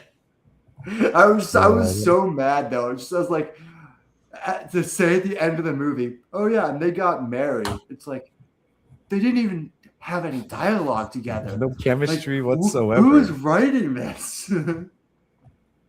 It'd be like if Lord of the Rings, at the end of Lord of the Rings, Legolas and Frodo became best friends. Yeah, it literally felt like that. Like it was one of those things where it's just like the movie was so heartless and soulless. I was like, no one in the room thought that would be the plot you would go with for this movie. And he was like, no, that's guys wouldn't like that. That's too sappy. Even though the girl's also like a badass part of their squad. What was that? The last Guy Ritchie movies I liked were the Sherlock Holmes ones. Those were good. Those were fun. I'm going to predict his move to my jaw. Yeah, it's pretty dumb. It's pretty dumb when you break it down. I'm going to throw my rolling papers. It's fun though. It was great. It was great. Sherlock Holmes ever a punching scene when he was like detective. going to predict a fight and it just went wrong and he gets decked in the face? Yeah, he's Sherlock. He knows, he could see. You know I like when we first see that, when he's like bare knuckle boxing, and like what goes on in his head is like it's not exactly what plays out, but it's close enough, you know? Close enough. Like the images he's seen in his head were like totally new, like images made for in his head, and weren't the ones that, you know, it just didn't play exactly as he saw in his head, but like the moves were close enough. You know what I mean? I like that about it. It's like that trope I have with like I hate when they show people like surveillance footage and it's just the scene that we saw prior, you know, when like when a place gets robbed and they show them the surveillance footage and it's the I love when it's same not even camera like a view high-place surveillance that we see. I hate that. I hate That's it. It's such a fun. peeve of me. It's so lazy. Like, yeah, it needs to be actual surveillance footage. It's oh god, it's just like the dailies. They're just watching the actual movie. Ugh, lazy. But that's what I mean. Like that's I see that as the same. Like I like those Sherlock movies. They're good high budget movies. I think they still intend to make another one. Yeah, I'm waiting, dude. He's been doing the worst movies though lately. Like The Gentleman was also really bad. That like I couldn't. It's like the fuck was that? That's like, what I felt while watching like, his last few movies. It's just like his what the movies, fuck am I watching? Like I'll run into a clip from like a movie like that, and it's like, yeah, they work good on like just scenes, I guess. They're well done, but like the scenes trick you because the plot is incoherent, but the scenes are like snappy enough where you're like, you get like right. stuck in it. You get like the pulled movie, in. you realize nothing happened, and you're like, yeah, you get pulled into I a just wasted scene all my time. Like they didn't do anything. Yeah, it didn't go anywhere. Like, man, he's just like, he was just so good with Lock, Stock, and Snatch. Holy shit, masterpiece. I think his style was really new at that point too, and it was like it's kind of like Michael Mann. It's not like he kept it. Like the Rock and Roll wasn't even close. I like Rock and Roller. Nah, I didn't like that Rock one. and roll is here to It was stay. fine for what it was. It's not great. Yeah. Ow, my bum. But he is one of those like directors that like started with great movies and really just like forgot to have great scripts. But then he still like gets a lot of work. He did Aladdin. Yeah, he does the favorite movies. He'll do the favorite movies. I think people liked Aladdin. That was weird when I learned that he did Aladdin. I can't see that. He does a lot of like commercials and music videos too. I mean, he used to do music. I don't think he does music videos anymore, but And he's he does married. commercials. He's married to Madonna. He was. I don't think he still And then- is. No, he was. That's what I mean. Remember when he was married to Madonna, and then she had an English accent for a while. Remember her? That was like when she did the James Bond theme song, the Die Another Day Yeah, song. it was a crazy era. When she raps in that song, Gosh, I don't even remember that. like, yeah, that was. Yeah, she had the fake British accent. It's so funny. She's like, "What? This is what I'm surrounded by now. I just picked it up." Have you seen Madonna's back trying to like compete with modern pop stars? She does. She usually comes out of the cave every other decade. She pops She has up. a new album out. Oh man, she was really big in the NFTs. She like it was she was at I think Coachella, and she did like Vogue with I want to say like Sabrina Carpenter or someone like that. And she had a quote where she was just like, because I guess she hasn't been on a stage in a while. She's like, I looked out at the audience and all I saw was phones. So confused, no one was dancing. It's like you could just tell how long she's been out of the game. It's like I almost felt bad for her, like naivete. Like she probably walked out there so confident, like people are gonna lose their fucking minds. And they did, but not in the way she thought. Everyone's just like, I gotta record this moment. She's like, no, do the Vogue with me, dance, bitch. What are you guys doing? Like, I That's what I imagine mean. Like she confused. comes out every other decade, and a lot. Times have changed a lot in this last decade. So She's not as naked this decade. So I guess 2 thumbs down. 2 thumbs down on that.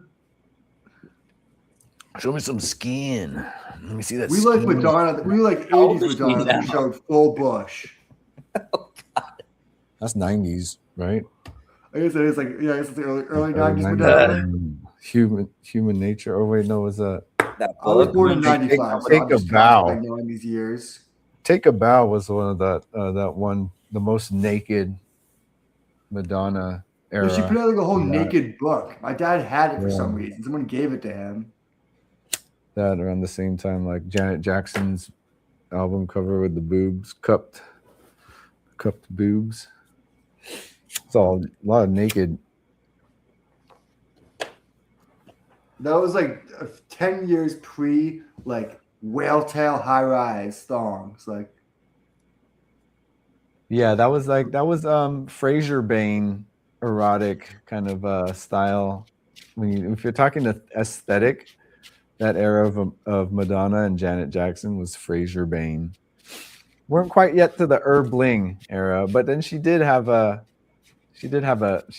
participated in the Bling era that you're talking about with the whale. for tips and sure. whatnot. Well, once like, but once there was like Britney Spears and like Christina Aguilera and like J Lo, Madonna had to poke her head back in, and she was like, no, this is my thing, and they were all like, get the fuck out of here, you old lady. No, then she dropped the That was country. like She did like a that was like country the first track. time that people were Remember? like, get out of here, you old witch, and she was like, fine. No, you're talking about the era with the music. I don't remember any of these songs. The only one I kind of remember was the Remember that country, that cowboy song she did? Like with the still wearing cowboy hat rolling around in the dirt. And then the MTV Music Awards did, and they had like apes come out because that was when the Planet of the Apes came out. Tim Burton's Planet of the Apes.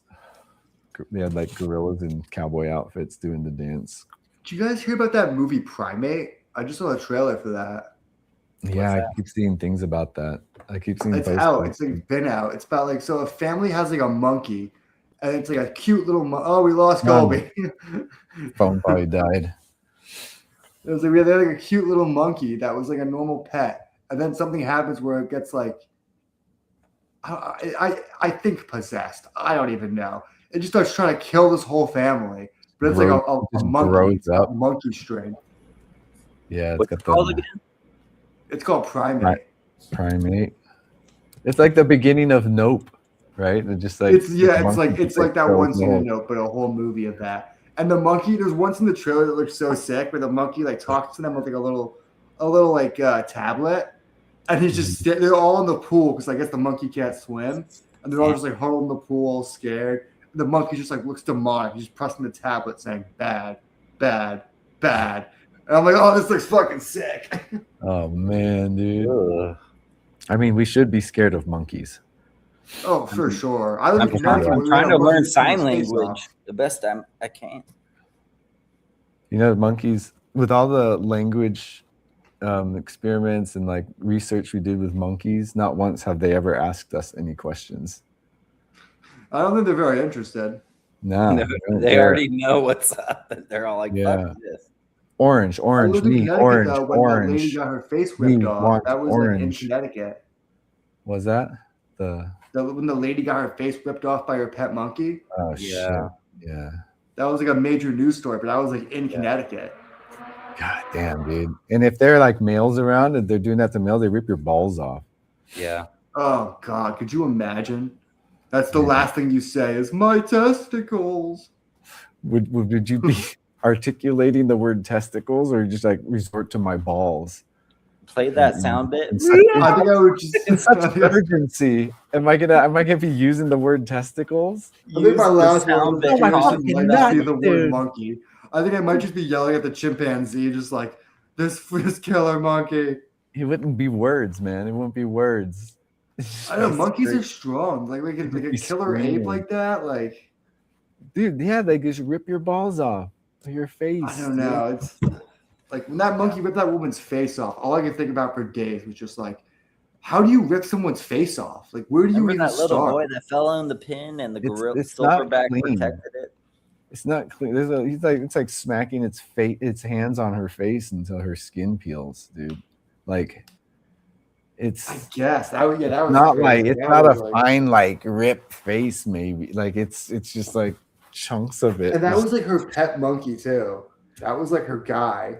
Yeah.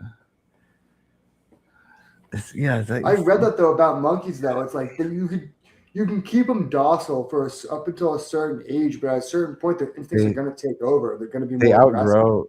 Yeah, they grow to a certain point where there's so much like testosterone running through them if they're males, or even just like they get so strong. Like when you see pet monkeys, they're babies.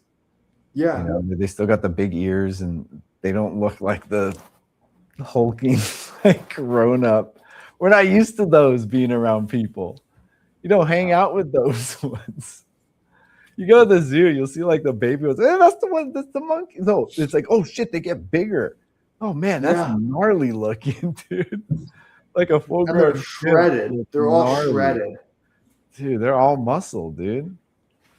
Could you imagine if like an army of monkeys tried to face mankind, just like shredded with their dicks out? Like we'd be fucking terrified. It's like Planet of we the could Apes, take them. dude. Obviously, we got guns. We Planet wouldn't of be the we wouldn't be Apes. defenseless. Planet of the Apes. You break the game when you add intelligence with that much strength. I think Planet of the Apes they Yeah. were actually nerfed because their dicks were in pants. If they were dick out, I think mankind he wouldn't even get to damn Dirty Ape. He would be dead already. Dick, yeah, just naked apes. But like, yeah, dude. Yeah, but this is like an expiration date for Pet Monkey, dude. I don't know. This reminded me of this great joke in Slow Horses. They're talking about how it's like this armed group at one point killed penguins at a museum, and someone says, "Who the fuck's got beef with bloody penguins?" And the main guy, Jackson Lamb, one of the main guys, just walks in and he goes, "I don't know, Batman." And everyone's like, "Oh, fuck off." Nice. Just reminded me of that. Batman. Who does have beef with penguins? They're so cute, dude. Today, Enzo, like we were going out just to, wanted to go to the H Mart, pick up some stuff for dinner. And I was like, hey, so what do you want to do today? Summer, he doesn't have school. He's like, I want to go to the aquarium. And I'm like, shit. I'm like looking at aquariums nearby. You And can't give a kid that drop a option. That's bunch a of full money. day mission. Drop a bunch of money. And so I was just like, you know what? There's an aquarium store like 4 minutes away. Just like a fish store. A fish store, yeah. That's all he needed. He had a blast, dude. Yeah. We go in. He's like, oh man. He's like looking at all He goes the on me. fish. He tells Liz, I went to an aquarium today. That's cool. Yeah, dude, he had a blast, dude. We spent like 10 rad. minutes at the fish store. What And did like, he see? Nemo? It was like freshwater fish. The saltwater section just wasn't like looked like she was just letting it dry out. That's No saltwater fish, but there's a bunch of goldfish, freshwater fish, some betas. He like grabbed one of they put the betas in these little cups. He's like, "What's this?" He just grabbed it. I'm like, "No,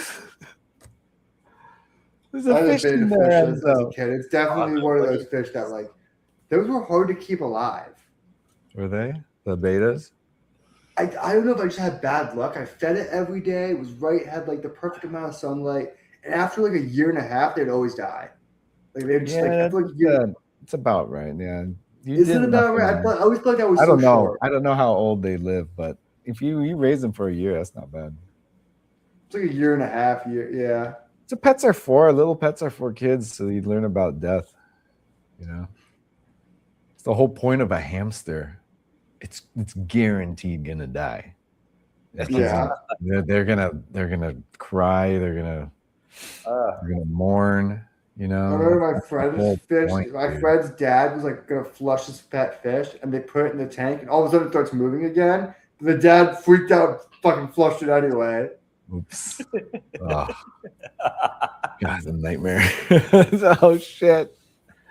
Well, you killed it. You murdered. Can you imagine? That's how you learn about death. Wilson. Your lesson is watching your dad kill your pet. Well, he could say he's going to the ocean. Like, how old were they? Young. I mean, you tell that to me yesterday, I would believe it. Yeah. Remember when I was like a kid, when I was like a very little kid, like under 10, we had to put one of our dogs down, and my mom for some reason invited a friend over for me. My dad takes my dog without telling me anything, puts him down, comes home with a dead dog. It's like, yeah, Max, I'm sorry. And my friend's just there like, what the fuck? Oh, you dropped the dog back? Whoa. They buried the dog in the backyard while we ate dinner. We're all just like, oh, this sucks. Man, that's rough. It was a typical Friday night at my house. I'm sorry. I know, right? Dead dog. Sorry, you should have showed like a really over much after that either. Over in the other corner is Jimmy Hoffa. Yeah, just Jimmy Hoffa back there. That's the name of our dog. He's buried in there. And then was that Bruce Almighty? Like he's at the park, and then the dog covers Jimmy Hoffa. Yeah. So he gets while to a meteor hit or something, or I don't know. Yeah, he's God, so you control the world and report it right away. That was his use of God powers, just climbing up his workplace. In the media, yeah. Anchorman, 4 feet. Not 4 feet. Not 4 feet, dude. Stop talking about feet, bro. Always talking about. Did you see the Gendry Tartakovsky's doing Conan the Barbarian show? Oh, for real? Nice. Yeah. Dude. Oh, hell yeah.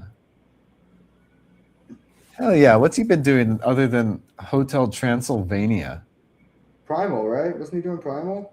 Oh, yeah. That's going to be just like Primal. I think that was kind of the thing. I was thinking like That's what I thought when you said it. I was like, oh yeah, it's just Primal, but Conan. Yeah, well, I think he wanted to originally Like, do what Conan, would you say? and then Conan takes place in the Iron Age, no, it takes place in the Sumerian Age. the Sumerian Age. Yeah, very specifically the Sumerian Age. That's what I'm asking you, dude. Shit. Jesus, God. You know anything about Samaria? Samaria. Crom damn you, Jason. Crom damn you. Samaria now. So would that be now? So would that be what, bronze then?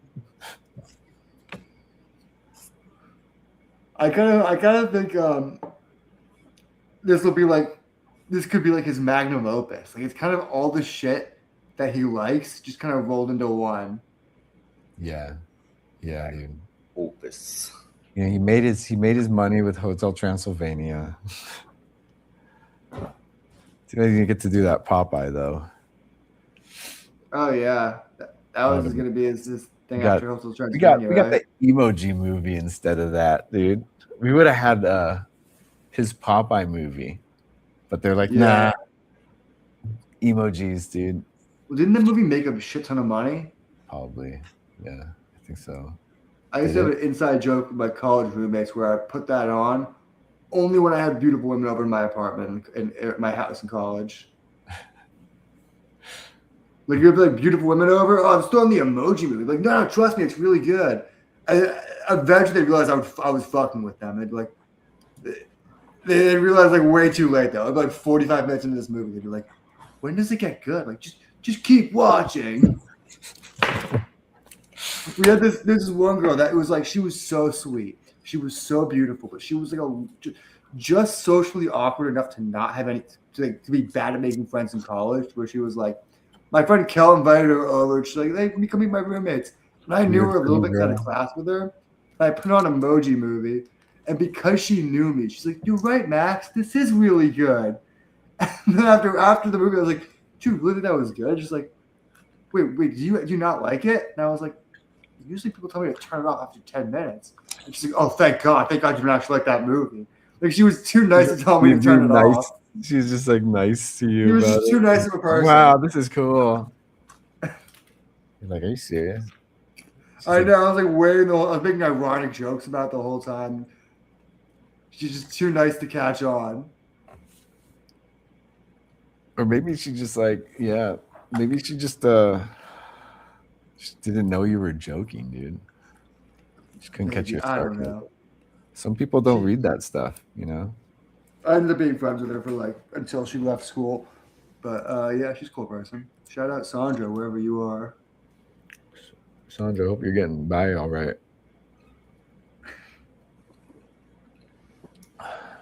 Catching social cues, you know. So she was like one of those people that I felt bad that she didn't have like a lot of friends. I was like, she's such a genuinely nice person. Oh, Max. So no, nice. I think she was like intimidatingly hot. Like she was like the kind of hot person you'd be like, oh, I'm not even gonna talk to her. Yeah, people would. It was almost like overwhelming. Like he was like, oh, I won't even. She was overwhelmingly hot, but it was easy to talk to her. She had a boyfriend. She was all it did in her life was just alienate her, and so I think that's what it was. And she had a boyfriend who was like a little controlling, who would be like she just like didn't go out much. She didn't go to parties and shit like that. She just kind of like, oh man, she just got with the first guy who actually like was willing to. I think so. This guy seemed like weird narcissist. This guy seemed like terrified she was gonna find someone better. Like, yeah, so they end up like, yeah, man, I think that's a common thing, huh? How common do you think that is? It might be. I mean, I don't know her deal. I know she was so common. So common, right, Colby? Do you think of many of those? Think many examples of these type of people? I gotta clean this up. The shop's nice right now. Make sure everything's in place. I got a call tonight. It's 10:30. I got work tomorrow. Me too, dog. Oh shit! It's like what? 1:30 a.m. Yeah, it's What are you working at? 1:30 almost. You working at Yeah. MoMA right now? Yeah, Nice. 8 a.m. starts. Dang. You work at the MoMA right now? Which one? Like the big one, or the there's like the art one in like Long Island or something like that. There's the big one in Manhattan, and they have a warehouse in Long Island City next to the smaller art place called PS1. Yeah, PS1. Oh, That's what I'm thinking PS1. of, Yeah. And I work mainly at the warehouse right now.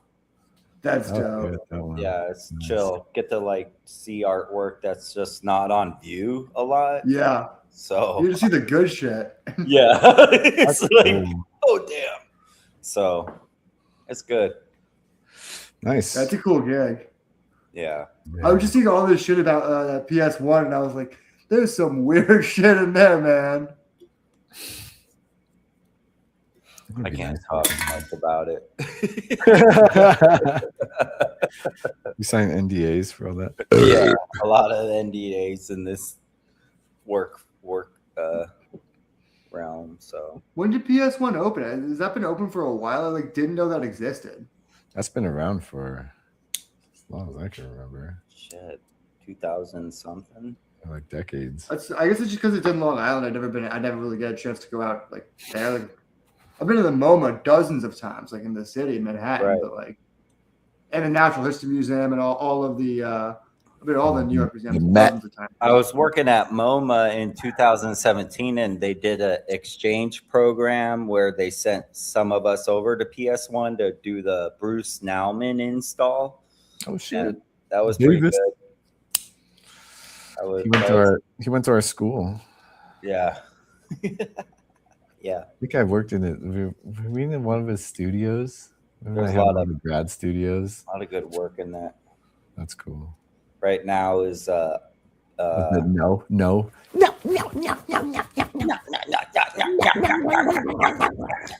He's dressed as a jester.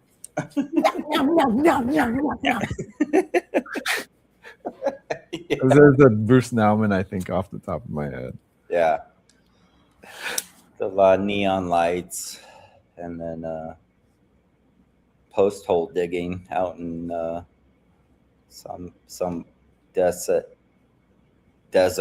area. I've always wondered He had a about big like, ass installation in LACMA. LACMA. LACMA. I've always wondered I don't know about say like that like Ripley's Trump. Believe It or Not curator. The what? Like a museum curator at like Ripley's Believe It or Not. Like he's holding a skull. He's like, "Is this weird enough, man?" Dude, I don't think it's weird enough. It's too normal. It's got both eyes, like just looking at me all like Yeah. Not weird enough. Yeah. Nah. just throws it over his shoulder. I Too believe it. fucking normal. I can I totally believe believe it. Ripley will believe this. Yeah. And that would be the joke. You have to pick it to a big guy who's like Ripley. He's like, sir. He's like, I believe it. He just smacks it out of his hand. It's like when Laszlo. he does, he's like, Laszlo of what we but do if in the it's good, he's shadows. like, Yeah. or not. And then you're like, oh, let's put it in. You Was that really Colby? are the most devious man in New York City.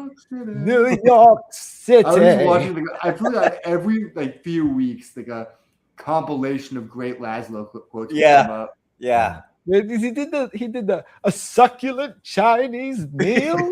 No. He did that. He's like, would you like a succulent Chinese Yeah, meal? you pulled that one Awesome. out. Yeah, I was like, oh my God, he did it. That's awesome. New York City. Well, I just want to know where that line read came from. It's such a bonkers line read. Was it like the 50th take and they were like, give us something? And he was like, I'll fucking give you something. Uh-huh. It's such a crazy way to read that line. Yeah. Well, I mean, his character in mind too, you know. Like Yeah. Matthew. Well, even if Perry. you write like you're the most devious bastard in New York City, you would never What the expect fuck that. did In you New just- York City. You would never expect the lilt at the end. Yeah. I mean, it's like probably like writing for Christopher Walken, you know, like is he gonna do this? Where's this inflection gonna? You can kind of predict That's some true. inflection, but like I think that is just like a yeah. I think that was specific for him. I've always thought about it. It's one of those line reads that's just like you Y'all- can't write that. It just happens. Yeah. Yeah, it's Like- that type of stuff. It's this magic place between the performance and the writing, you know. Yeah, like good Like- line elevated by just like crazy delivery. How long you been with her? It's the planets aligning, you know. It's That type of lights like thing. Lightning in a bottle. That's what you thrive for, you know. Yeah. Everything came into play. I like how we did the Oscars commentary this year. The voiceover. Crescendo of collective creativity, one would say. yeah. New York City. Have you gone soft, my sourpuss? No, in fact, I've gone hard, my sourpuss. He's my homeboy. He's my. It's like Matthew Berry. He's my dude. it's my homeboy, my good mate, my good time boy, My good time boy. my little cheese. So good. What is that full quote? Because he's my best friend, he's my pal, he's my homeboy, my rotten soldier, my sweet cheese, my good time boy. That's awesome. Good time, boy. It's such a good scene. The way I Man. guarantee that way that line was written was someone staring at their own cat. Right? My good boy. Like, that's how every cat My owner talks to their cheese. cat. So it's like, yeah, it's like all these different names, the evolution of your cat, cat Max? name. I Yeah, my roommate roommate had had a a cat. Ah. So I have a cat friend who's more like a brother uncle. Uh-huh. So, brother uncle son. Yeah. And we watch Frasier together. He's big into Frasier and Cheers. I call him Miles. His name is Wade. He's a cool dude. Right on. Wade. He likes, Wade. he's big into the Cheers universe. So like Cheers, Frasier, Wings. He really likes Wings. Well, that's a massive universe. Well, he likes those That's specific why- three shows Late- that comprise of like the 90s. original Frasier verse. Yeah, the original, like the one that they actually interact with. Yeah, with the that's actual cool. spin-offs. Yeah, the Was actual Coach, Frasier Coach, the the other good official- one. 90s. official spin-offs. What's that, Colby? Frasier 2000s or 90s? That was like 90s. We put him on the 2000s, and he didn't like how old Frasier looked. It freaked him out. Yeah, it went I on don't to the think he knew when the 2000s. original one aired. Oh. I think he thought we were showing him new episodes. When he still and he looked saw the like actual new episodes, and he was like, "What the fuck happened to Frasier?" when he still looked like Cheers, Frasier from Cheers. They also his sister, my buddy's other cat, is really into Cougar Town, and she'll like sit on my lap and she'll watch like episodes of Cougar Town in a row. Cougar Town? Yeah, Cougar Town, the Courtney Cox vehicle Courtney by Bill Lawrence. And Busy Phillips. Busy Phillips was in it. Huh. Jordan from Scrubs. It's a big show. It's some community I wouldn't say crossover. big show. I'd say it got moved around to different networks, and It's a cult almost- class. It's a cult favorite. It is way better than it has any right to be. It's one of those shows that it's like you watch it and you're like, oh, this is like a classic sitcom that just no one saw. But there's a subtle community crossover with Abed. He's in the scene. Abed? It's He's about in that. it? Yeah. He's in About it? being an extra. In, Does he There build a was, fort? there was a joke in Community that he loved Cougar Town because he would always love the shows that no one else was watching. He wins in one episode like a walk-on part in Cougar Town, and it ends up just being like a background role. And in Cougar Town, if you watch an episode, you can see Abed just cross his frame, just dressed He's like like Abed. sitting at a table. And he That's kind of cool. like freaks out a little bit too, right? He's like That's kind like of Spider-Verse. Oh no, it's right. He's sitting at a table behind them at a coffee shop, and he's like looking around. yeah. And then they wrote it into Community, that Abed had like a ego death moment, realizing that how could he be in his favorite show and enjoy his favorite show? He couldn't feel like he could do both. Well, The no, magic and was also like dealing with the fact that he became this character that he chose to play, and then once the director yells cut, that character no longer exists, and that life that he built for himself in his head is yeah, gone. that was And the that's, ego death. and then that's what causes him to poop his pants. And then when you see him in the background of Cougar Town, you kind of see him panic, and he kind of like runs off. I gotta watch this. Like, yeah, so it's like integrated together, so you could Oh, watch man, that. that's You could probably hilarious. overlay it while he's telling the story. Wow. And it matches up. But yeah, it's a nice subtle thing. It's like, yeah, it's good stuff, man. Good last era of comedy, like sitcom comedy. But, It's okay. I heard they're rebooting Cougarton Abbey. Cougarton Abbey. And when the season it's just cut short because it's just a British show. He's like, oh yeah, it just ends. Yeah, Abed first runs out of Cougar Town episodes, so they find Cougarton Abbey, and then it just has it's like 4 episodes and it ends, and they're just like he's inconsolable. It's like what do you mean that's it? It's mixed with the British show. It's just like what it's based on. It's like a joke on what it's based on. In Community, they make a joke that Cougar Town is based on a British show called Cougarton Abbey. So they show Abed the original. It's only like 4 episodes because it's a British show. And it ends. There's nothing else. Because he was There's panicked. nothing left for him to watch. I think they said that Cougar Town got canceled or something. Or Oh wow. like yeah, it got temporarily canceled. So they're playing on that. And then, so Britta shows him like, whoa, this is the show it's based on. Who's I'm cultured. That British comedian female who has red hair and does like, she's so beautiful and she does like fake history or like mocks. Yeah, Philomena Kunk. And that's what's funny. Philomena Kunk isn't even a real person. Yeah, What? it's a character. Is that AI? It's a character. Ah. Yeah. But she's a comedian. Oh wow. But yeah, she's not even a comedian. She's an actress. She's always hanging out with comedians. She's always like on because those she's funny. She is other, funny. With those other comedians. I think there's another writer that writes everything. Yeah, I'm sure. Like, yeah, that's the right question. It's so good. She's good. She's fucking good. Man, that's like beautiful satire where it's like, yeah, is that British satire? Like, yeah, it's just straight up British satire. She's talking to real professionals. It's like Ali G. Right. It's very much Ali G.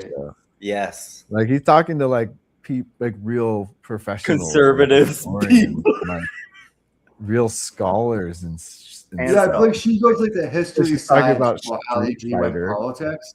Yeah. Huh? Like she goes the history science route while Ali G went politics. Yeah, that's true. But yeah, he went politics. Yeah, he Sacha Baron Cohen interviewed a lot of people. It's crazy what Rebel Wilson did to his career. That's fucked up. What? Wait, what? You know, you guys didn't hear it. So Sacha Baron Cohen, like, the reason why his marriage and career fell apart is because Rebel Wilson accused him of all these things he didn't do. What the hell? Why did she do that? She wrote this book. Well, she's like a. It seems like she's a narcissist, like a compulsive lying narcissist. God damn. She like accused of a bunch of other people of other shit in her book, and like it destroyed Sacha Baron. He was married to Isla Fisher, I think, right? Yeah, and she accused him of like sexual misconduct and inappropriate stuff on set, and he sued her and won, I believe. I might be wrong about that, but I believe that it was all proven defamation. Yeah. Yeah. But then like it just stuck for some reason and like it's court of public opinion. Yeah. You know what I mean? Like once she accuses someone of it, that's the news story. Just a few, just the accusations is the news story, not the end result. Damn, dude. But into like another defamation lawsuit because a bunch of the shit she put in her memoir was just like blatantly false. Well, she ruined her. She Ozempicked her career away, anyways. Ozempic. Yeah. That's why what's his name is doing like Netflix. Sacha Baron Cohen's in like Netflix slop now, and he's in like Prime. Is in like movies like Yeah, he's not doing his own movies or like. She took away all of his clout. Yeah, And divorces are expensive. So then you got to take some projects you don't want to do. And so Isla divorced him because of that. She's like, From what I read, it seems like that her accusing him getting accused of stuff led to big problems in their marriage, which makes sense. I mean, if your husband was accused of not only infidelity but sexual misconduct, you'd have some fucking questions. Yeah. I just opened up a can of worms of when it actually happened, you know. Yeah, probably opened up a can of worms of just a lot of other problems. It's a bad vibe, dude. Yeah, bad vibe to be in a relationship. Type of accusations bring some bad vibes. I mean, yeah, it would. God damn, dude. That's crazy. I didn't know about that. I wasn't paying attention to Rebel Wilson. I just know she just kind of. It's weird just watching people. There was another news story with her recently. There was another thing, yeah. Dude. It's her problem, dude. Not even in movies right now. She just wrote a memoir. Ladies. So here's something from a court thing. It says, someone else is suing her for defamation, and the quote is, "Rebel Wilson is a fantastical liar who made up terrible allegations against multiple people." Like it seems like she just made up a bunch of allegations throughout her career to just push her career forward and get her in front of like cameras and shit. And she's like, this probably won't be investigated that deeply. That's weird, man. Me and Anthony accused multiple people of sexual misconduct while she was also like, there was also stuff came out about her like grabbing people's genitals and stuff like that on set. Oh, jeez. Just trying to pass the buck. Oh, not everyone was doing it. Yeah, it seemed like a lot of that. Yeah, me and Anthony worked with her once. Public with the Sacha Baron Cohen shit, because she probably thought, well, he's an easy target. People will believe it. He does crazy things. Yeah, he's high profile enough to give me some clout. Me and Anthony worked with her once, and we were just like standing around with her, and Anthony would reach in his pocket, and when he pulled his hand out, a little miniature finger puppet fell out and fell in front of her, and she's like, what the hell is this? Just like, those little hands. Finger. Anthony was really into that at the time when we were working on that shoot. Was it like a good what the hell is this, or like a bad what the hell is this? She was just like she thought it was funny and really like weird. Okay, yeah, that makes more sense. Like I couldn't imagine someone really getting mad over a puppet like that. Like, no, she was just like, it's just the most random thing that's fallen out of someone's pocket, which is pretty funny. Yeah, a tiny hand is a pretty random object. Yeah, but we all thought it was pretty funny. I had a good laugh. But that was our experience with her. There are a lot of people with that good. Like I know she's good friends with Workaholics dude Adam Devine. Yeah, because of the Pitch Perfect movies. Yeah, like she's still friends. I know she's still right now, but they were an item in that series. But yeah, she's kind of just like bombed her own career recently. I feel like. Well, these defamation suits are killing her because she was like, she was already like kind of like, it sounds bad, but she was losing roles because of her weight loss because she did lose like a significant amount of weight. It was a lot, and like it was like she's like a different person, and then yes, her whole career was kind of marketed around her look, and she had to rebrand and. Well, same thing with like Melissa McCarthy. Huh? Same thing with like Melissa McCarthy. What? Did she lose weight too? Yeah, she lost all the weight. Oh, she did? I didn't even Yeah, she looks phenomenal now, but it's like her whole shtick was like, "Oh, I'm fat." That was like all of her jokes. Well, it's like when in like that season of or that episode of 30 Rock when Jenna gains all that weight, and then Jack sees her. It's like she better lose like 50 pounds or gain 200 because like, this area is not gonna work. That's legit what happens, especially with comedic actresses. Yeah, you're like a more heavy set person. That's like you built your career on that kind of, that's like your brand, you know. Yeah. And to rebrand, like what was her show, Mike and Molly? Yeah, that show, yeah. That was like all about two overweight people in love. It was like the 2000s Roseanne. Yeah, just overweight I saw people. Melissa McCarthy on SNL recently, and I didn't even recognize her at first. Yeah, it's kind of weird. It's Ozempic, dude. It's crazy. It's such like a cheat code. It is. What was it like? I saw like a thing. It's like Mindy Kaling. Like people are upset about her weight loss journey. It's like, are you trying to take a credit by like, driving a 5K? Yeah. So you can celebrate doing a 5K when you just drove it. You know what? What made me hate GLP-1s was seeing Justin fucking Long in an Ozempic commercial. What's he doing Ozempic commercials? They're paying It's big money. him and John Hodgman, who pretends to be like no, the app. I'm a Mac and I'm a PC. They're doing the Apple and Mac thing with he's playing Ozempic and John Hodgman's playing other GLP-1s. God damn, dude. It's like AI, Yeah. It's like what AI is doing to creativity. I just get so mad that you get Justin Long, the skinniest guy you could think of to play the Ozempic. That's who you get, the guy who never needed Ozempic.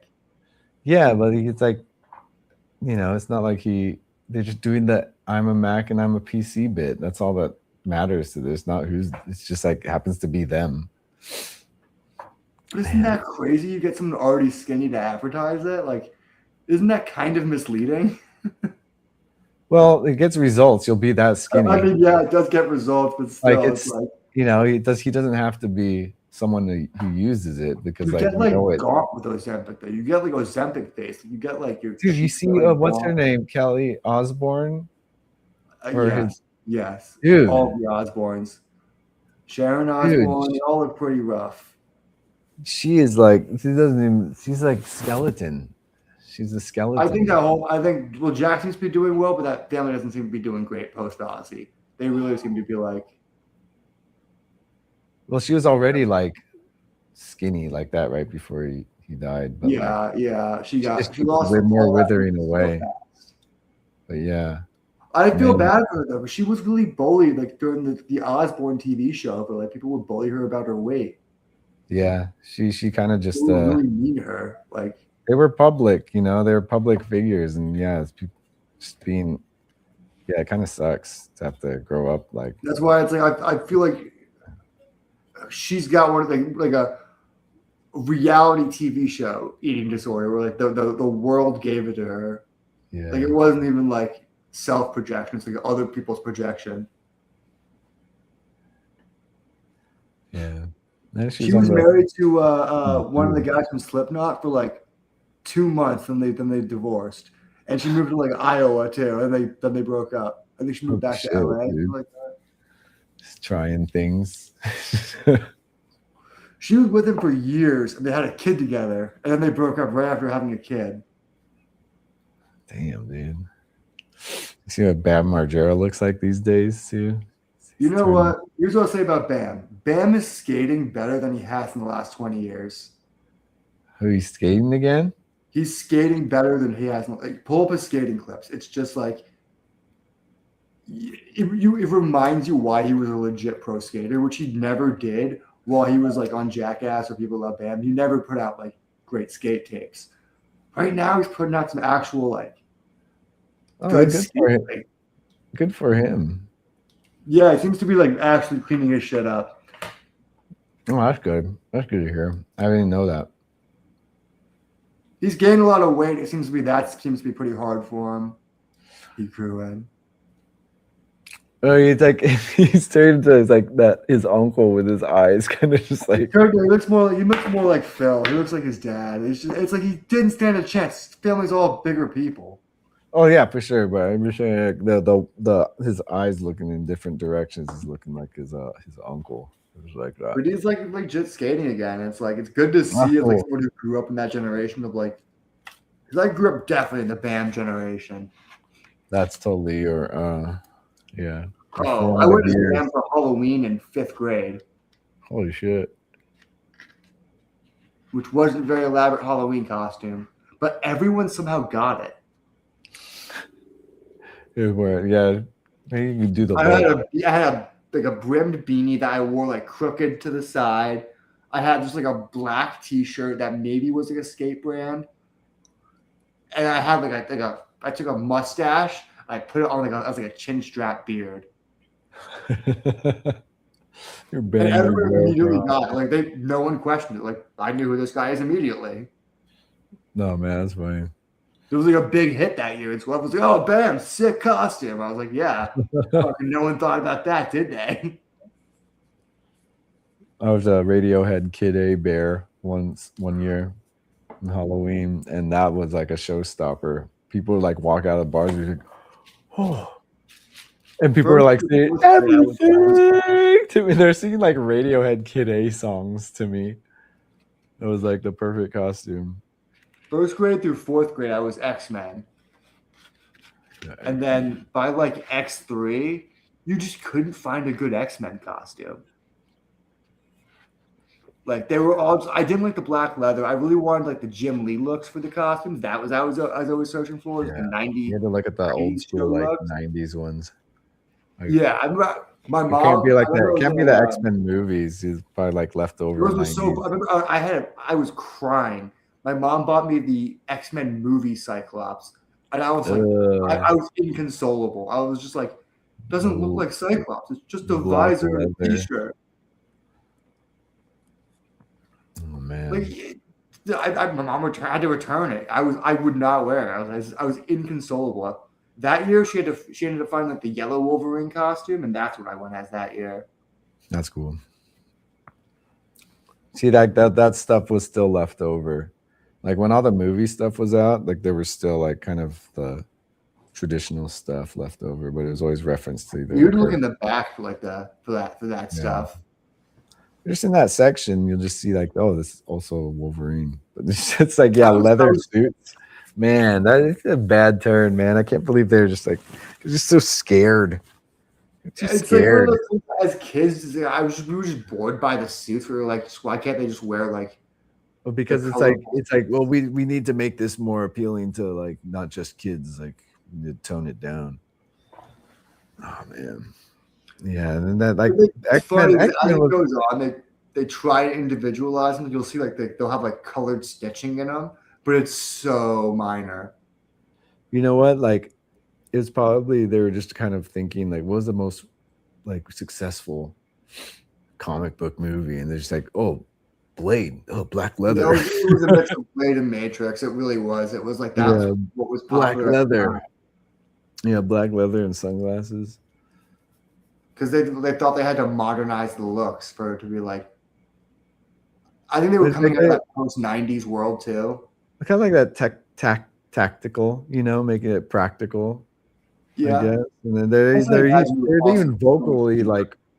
Nod to it. It's like, we expect yellow spandex. They're kind of grilling. They're kind of roasting like OG stuff. So I was in like middle school or high school when the Wolverine movie came out. Like the Wolverine, the Japan one, does like his that story. And he gets the helmet at the end. He gets the yellow suit at the end. I was so excited for that. And the next movie after that was what? Days of Futures Past or It was like Logan. Yeah, Days of Future Past was after that, and then it just was back to weird like armor future suits. He had like a vest. It was like a vest with like it's like a bulletproof chest plate kind of. Yeah, thing. it didn't really make sense for Wolverine. Yeah, it was like the apocalyptic. They were trying to go after like his Age of Apocalypse suit, which was like black and red, but they were just kind of going off with kind of the color scheme of it. Yeah, it was a weird outfit. You barely see it. Like it's only in the beginning. Yeah, he goes back pretty. It wasn't like their main outfit they were focusing on. He goes back pretty quickly. Back to like the 70s in a brown leather jacket. Well, that was the era where they like Marvel really wanted to push like, Wolverine just wears like a white beater and jeans and maybe a cowboy hat. He's going out. That was like the look Marvel really wanted to push. That's an upgrade from his like motorcycle striped jacket from like the first movies though. I thought I was looking at jackets this weekend. I saw this jacket in a store. It was like a brown jacket that had like the 2 tan straps, and I was just like, I can't wear that. People think I'm like a trying to look like Wolverine. just go with it, man. Just like I'm too nerdy to pretend like I wouldn't notice that. The straps. Respect. You know, like you get like that. A lot of those motorcycle jackets have it. Like the 2-tone straps, they'll be like a one leather and like another leather like bands on it that Wolverine has. Yeah. It was like that kind of jacket. I was like, I can't pretend to not notice that. Man.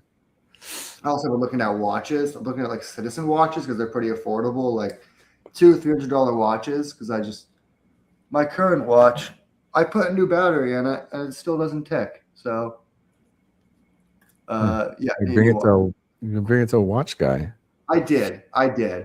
He gave it back to me. I paid $30 for a new battery. God damn, really? I can't. He just gave it back to me like that.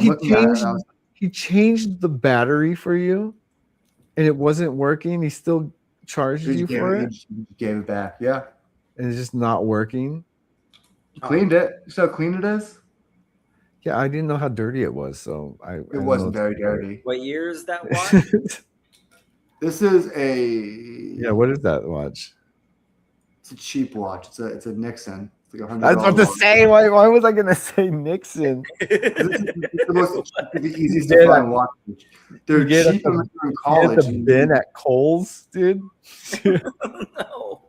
Zoomies. Zoomies carried Nixon. Yeah, sure. Oh, Fossil. I'm thinking Fossil.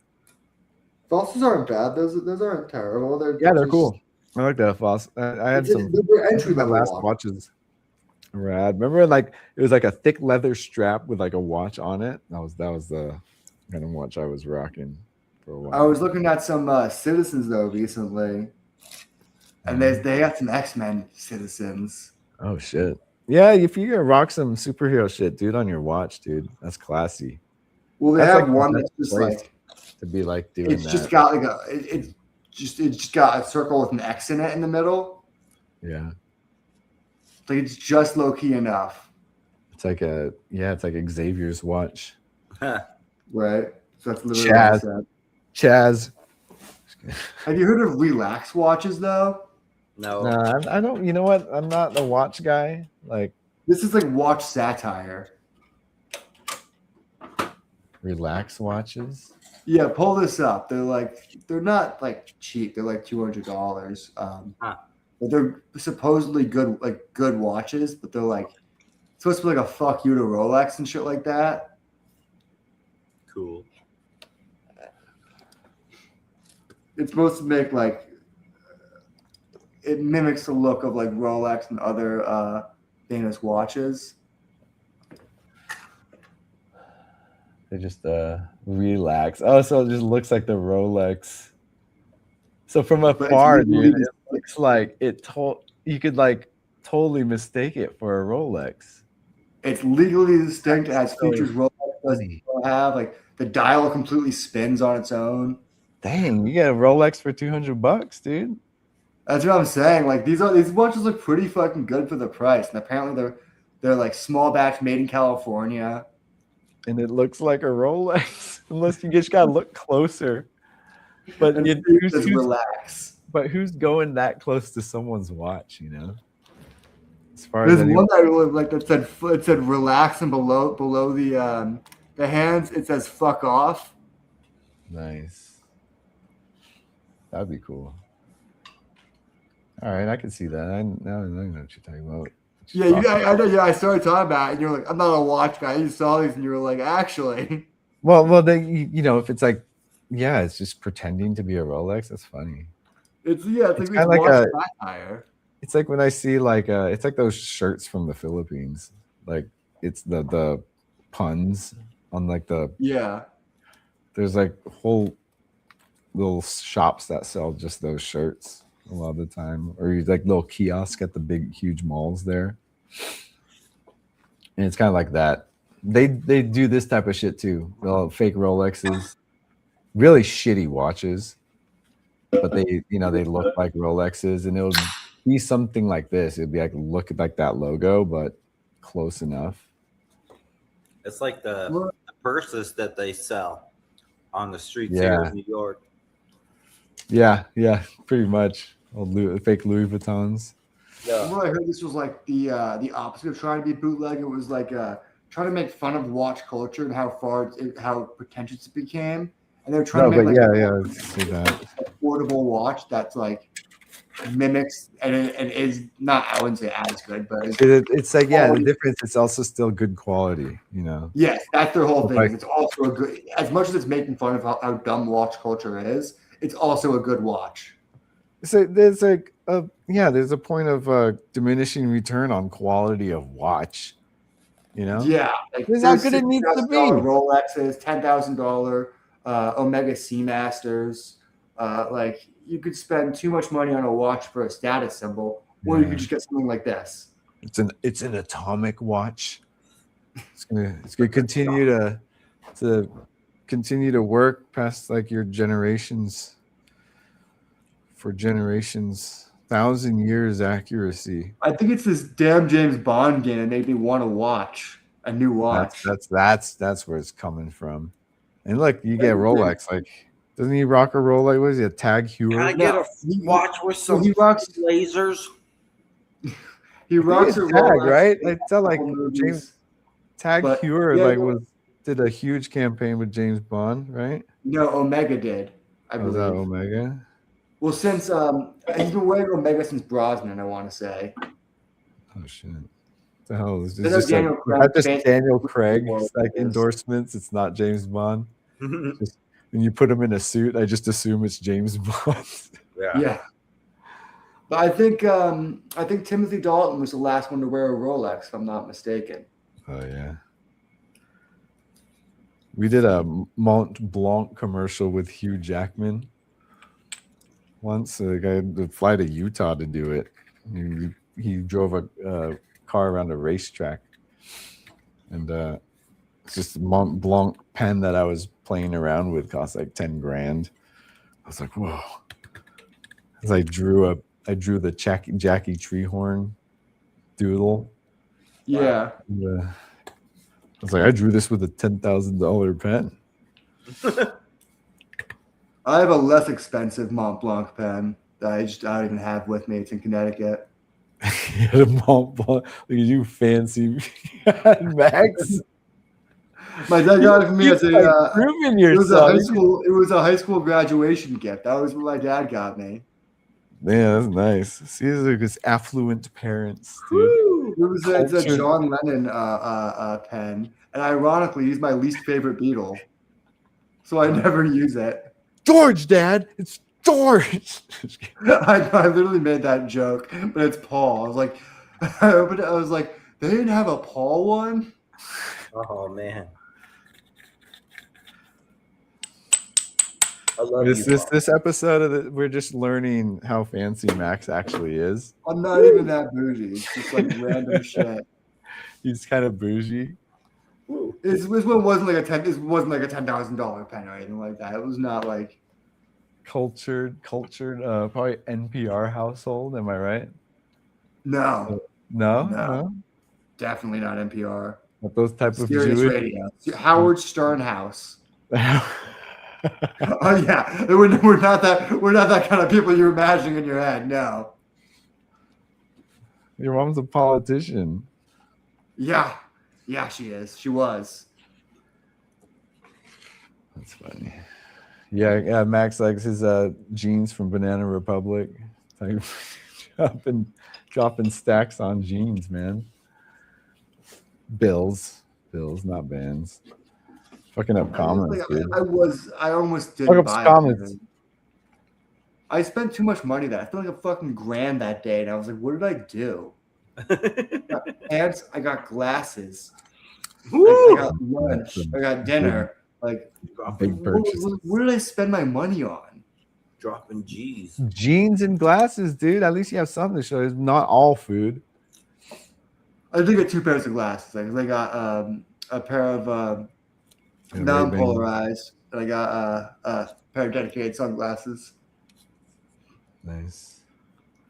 Are they just like Ray-Ban aviator style? Like, they're an offshoot of the Wayfarer. It's like another name for it.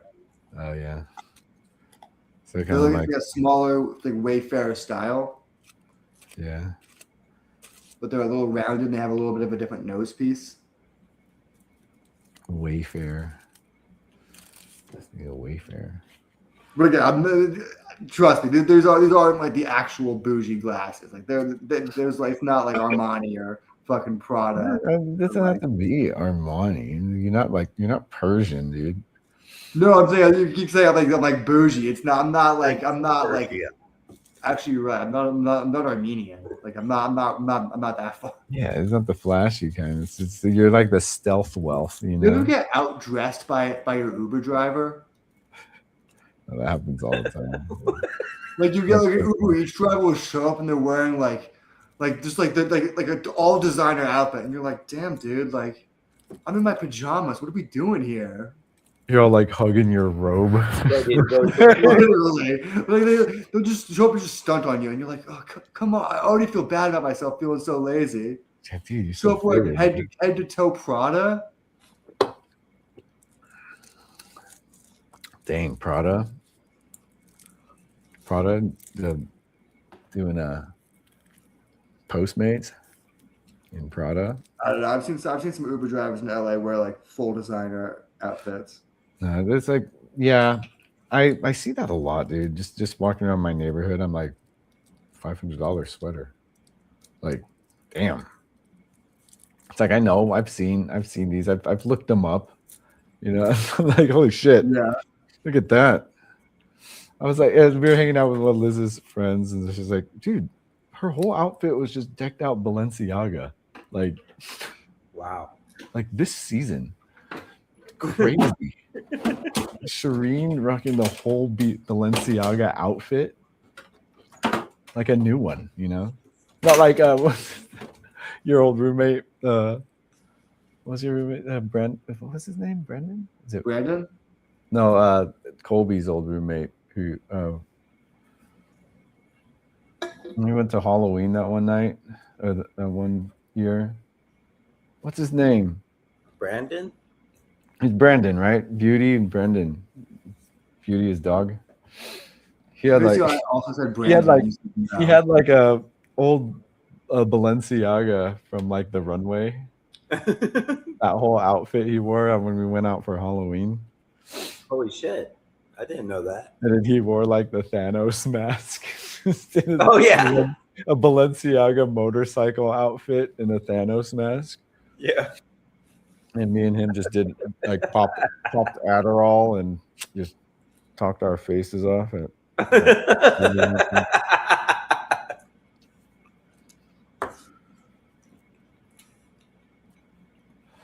I was just a shark. Was that at Stephanie's? Yeah. Oh shit. Yeah, that kind of, it was like a penthouse they lived in. What was that? Yeah, she's got. They had like a rooftop and like a whole wood shop inside their loft. That was nice. Oh shit. That's right. There was a whole like, Right. workshop. Oh my I was god. like, oh Yeah. shit, this is sick, dude. They had a baby. It's a girl. Oh, nice. You still have that spot? That was a nice spot. Yep. Damn. Totally.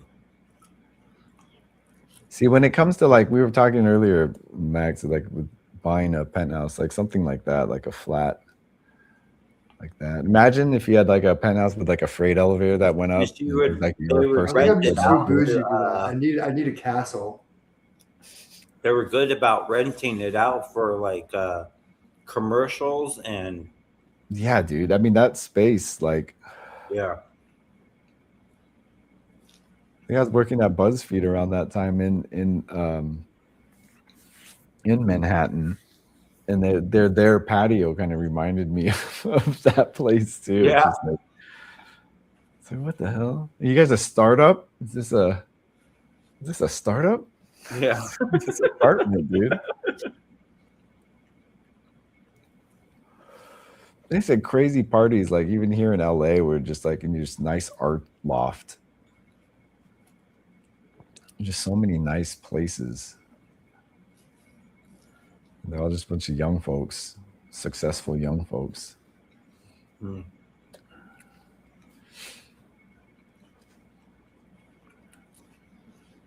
Your Square Robot had that year. On the bus in San Francisco. Oh yeah. Oh yeah, I remember that. That was cool because I could bike with that thing. Yeah. I was always a costume I could bike around the city with. That was crazy. Was that when John drank too much? Yeah. Yep. Oh, shit, it's already 11. Yeah, I gotta go to bed. All right, me too. Oh, yeah. All right. Salad. That's right. That was like an hour ago. Yeah, I lost like track I of was time. timing it. I was like, Yeah. I'm like working tomorrow too. That Colby used to sucks. time All it right. whenever we did that. yeah, You know, that was a record. You guys did an hour. Like, yeah. I think one time we went actually like 3 hours after. all right. Later, guys. Later, chat. Anchorman. Later. Peace.